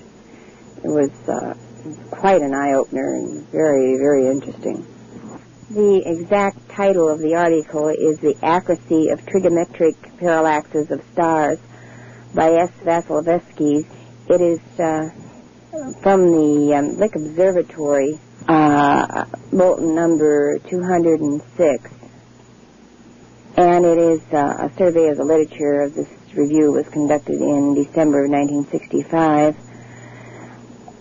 I read the article in the Astronomy and Astrophysics Yearbook, 1966, I believe. Because of the present inaccuracy of the trigonometric parallax beyond 100 light years, I've completely given up the idea of this 800 to 1,000 light year model. Mrs. Apfel had mentioned or answered my questions on what the Roman numerals after the spectrum meant, which was very helpful. This is the MK system, or Morgan-Canaan system, and is based on the strength of some of the lines in the Fraunhofer lines in the spectrum, and breaks the stars up into groupings of main sequence subgiants. The main sequence are 5 subgiants, 4 going on into the 3, 2, 1 of the large giants. The Roman numeral 6 is your subdwarfs, and so forth. This was extremely helpful. I had already worked out a system of my own using the HR diagram and their actual luminosity. And this coincided very nicely with the MK system. And this eliminated some of the stars that I thought were likely to have life, because some of these were subgiants rather than mean sequence stars. I was very grateful for this help. To say this was sent in March. Between March and June, I had tried to work out some way of showing the subgroupings that were based on luminosity that I had found. The fact that many of these stars are clumped together or in sheets of similar type magnitudes, and these grade off into each other. There was some mixing, but there were much more groups than I had expected. I did some other correlation at this time also. Then on June 6th, well, actually June 5th, I went down to Perkins, but it was too late to get in because this was the last day of school, the finishing up of the records and so forth. So I camped overnight at the Delaware camp, and then went over to the observatory on the 6th. And Carol let me duplicate the Lisa catalog, which was a tremendous help. It is written in German, and unfortunately I don't read German, but the columns are similar to the columns of other catalogs, and the footnotes are in astronomical terms, so they are not difficult to follow. Some of the writing at the beginning of the catalog I haven't been able to follow through yet. I'm hoping to get a translation one of these days. I was very worried about getting in. I wanted to use the data so badly, and I was so afraid that I wouldn't be allowed in. But I had a rather royal welcome. Carol was glad to see me and introduced me to the other members of the staff and showed me around the place, and I was so happy.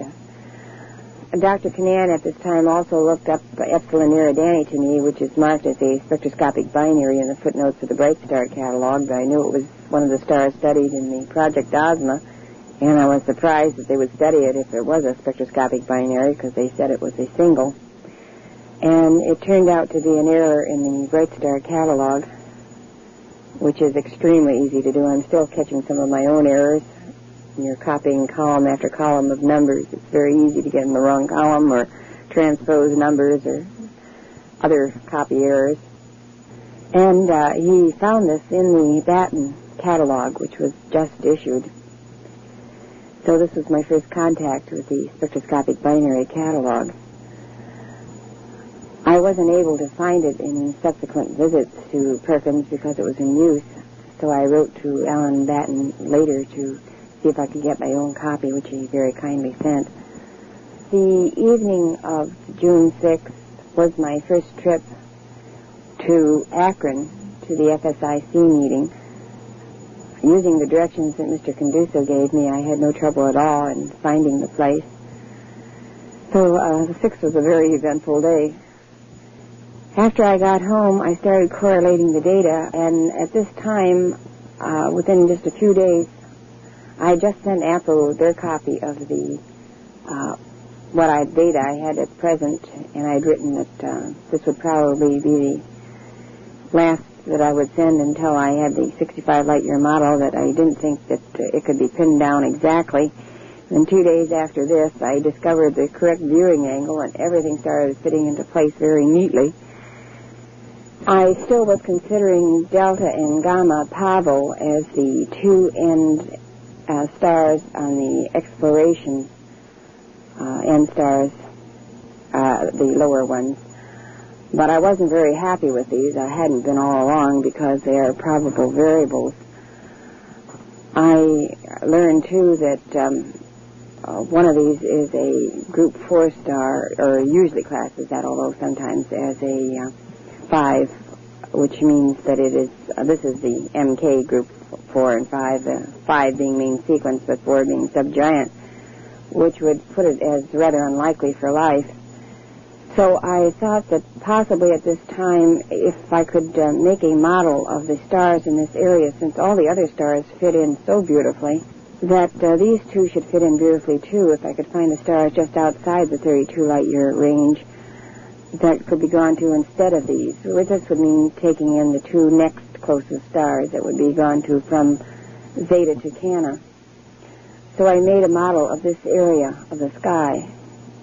However, these stars were not where I was expecting them to be. The angle was sharply back, and the lines appeared much shorter than should have been following Betty's map, unless she is making long lines, because these jumps are very long. They just appear to be short. In the meantime, I was spending the whole summer waiting for letters to return to know what to do next. I had written Dr. Stanford that I would come to Minnesota to take the material to him. I wasn't getting any replies at all from APRO, which worried me quite badly. I was rather afraid there might have been tampering, and also I was afraid that either that or they weren't taking it seriously. And then I was wondering if Betty would write, and because APRO had delayed sending the letter to her, so I didn't get a reply from her for quite a while. And I didn't want to go ahead and make other plans until I had heard to know whether I was going to Minnesota or Illinois, where Dr. Stanford was vacationing, or going to New Hampshire to see Betty, or what I was going to be doing. So it was a day-to-day basis. But in the meantime, I was correlating the data all day, every day, trying to get things worked out, rephotographed, checked through as thoroughly as possible. Finally, letters came through from Dr. Stanford saying not to come, to mail the data. And a letter came through from Betty. And so we were finally in correspondence, and she said it was fine to come. And so I went then to New Hampshire. Right before going to New Hampshire, Carol had written me that Dr. Mitchell of Perkins had read my data. I was quite surprised that anyone down there would, since I am just an amateur, and had left the data, but had not expected anyone to read it. I had not included the flying saucer data, since I didn't want the strictly astronomical data thrown out, just because someone was not in agreement on the flying saucer material, since it is rather controversial. Dr. Mitchell wanted to see me to talk over the coordinates and so forth, and I was, of course, very delighted to go because he's a very understanding, interesting person. And so the day before I was ready to leave for New Hampshire, I went down to Perkins, and we went over the model, and he answered some of my questions and posed some problems, and it got me thinking, too, and new lines of thought. And I think it was very worthwhile for both of us, at least it was for me. He was mildly interested in the UFOs, so I rather bent his ear on the data that I had there, and he made suggestions for worthwhile, too, in this area.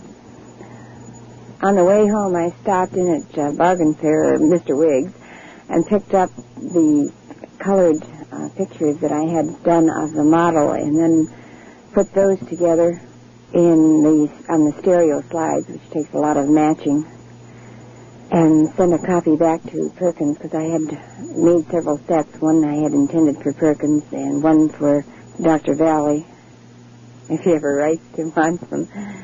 One I wanted to send to Gleesy, and one to Peter Van de Kamp. Of course, one is sent into APRO.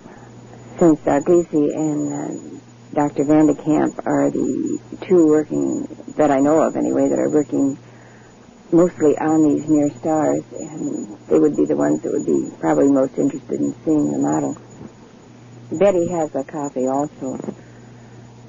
I went to the stereopticon slides to show the model in depth. I had originally, in this April to June period, tried to do pictures in 3D using the two-color filter system, but it's quite difficult to do. I managed to do a couple, but I found that quite a few people have difficulty adjusting their eyes to the two colors, and some it makes ill.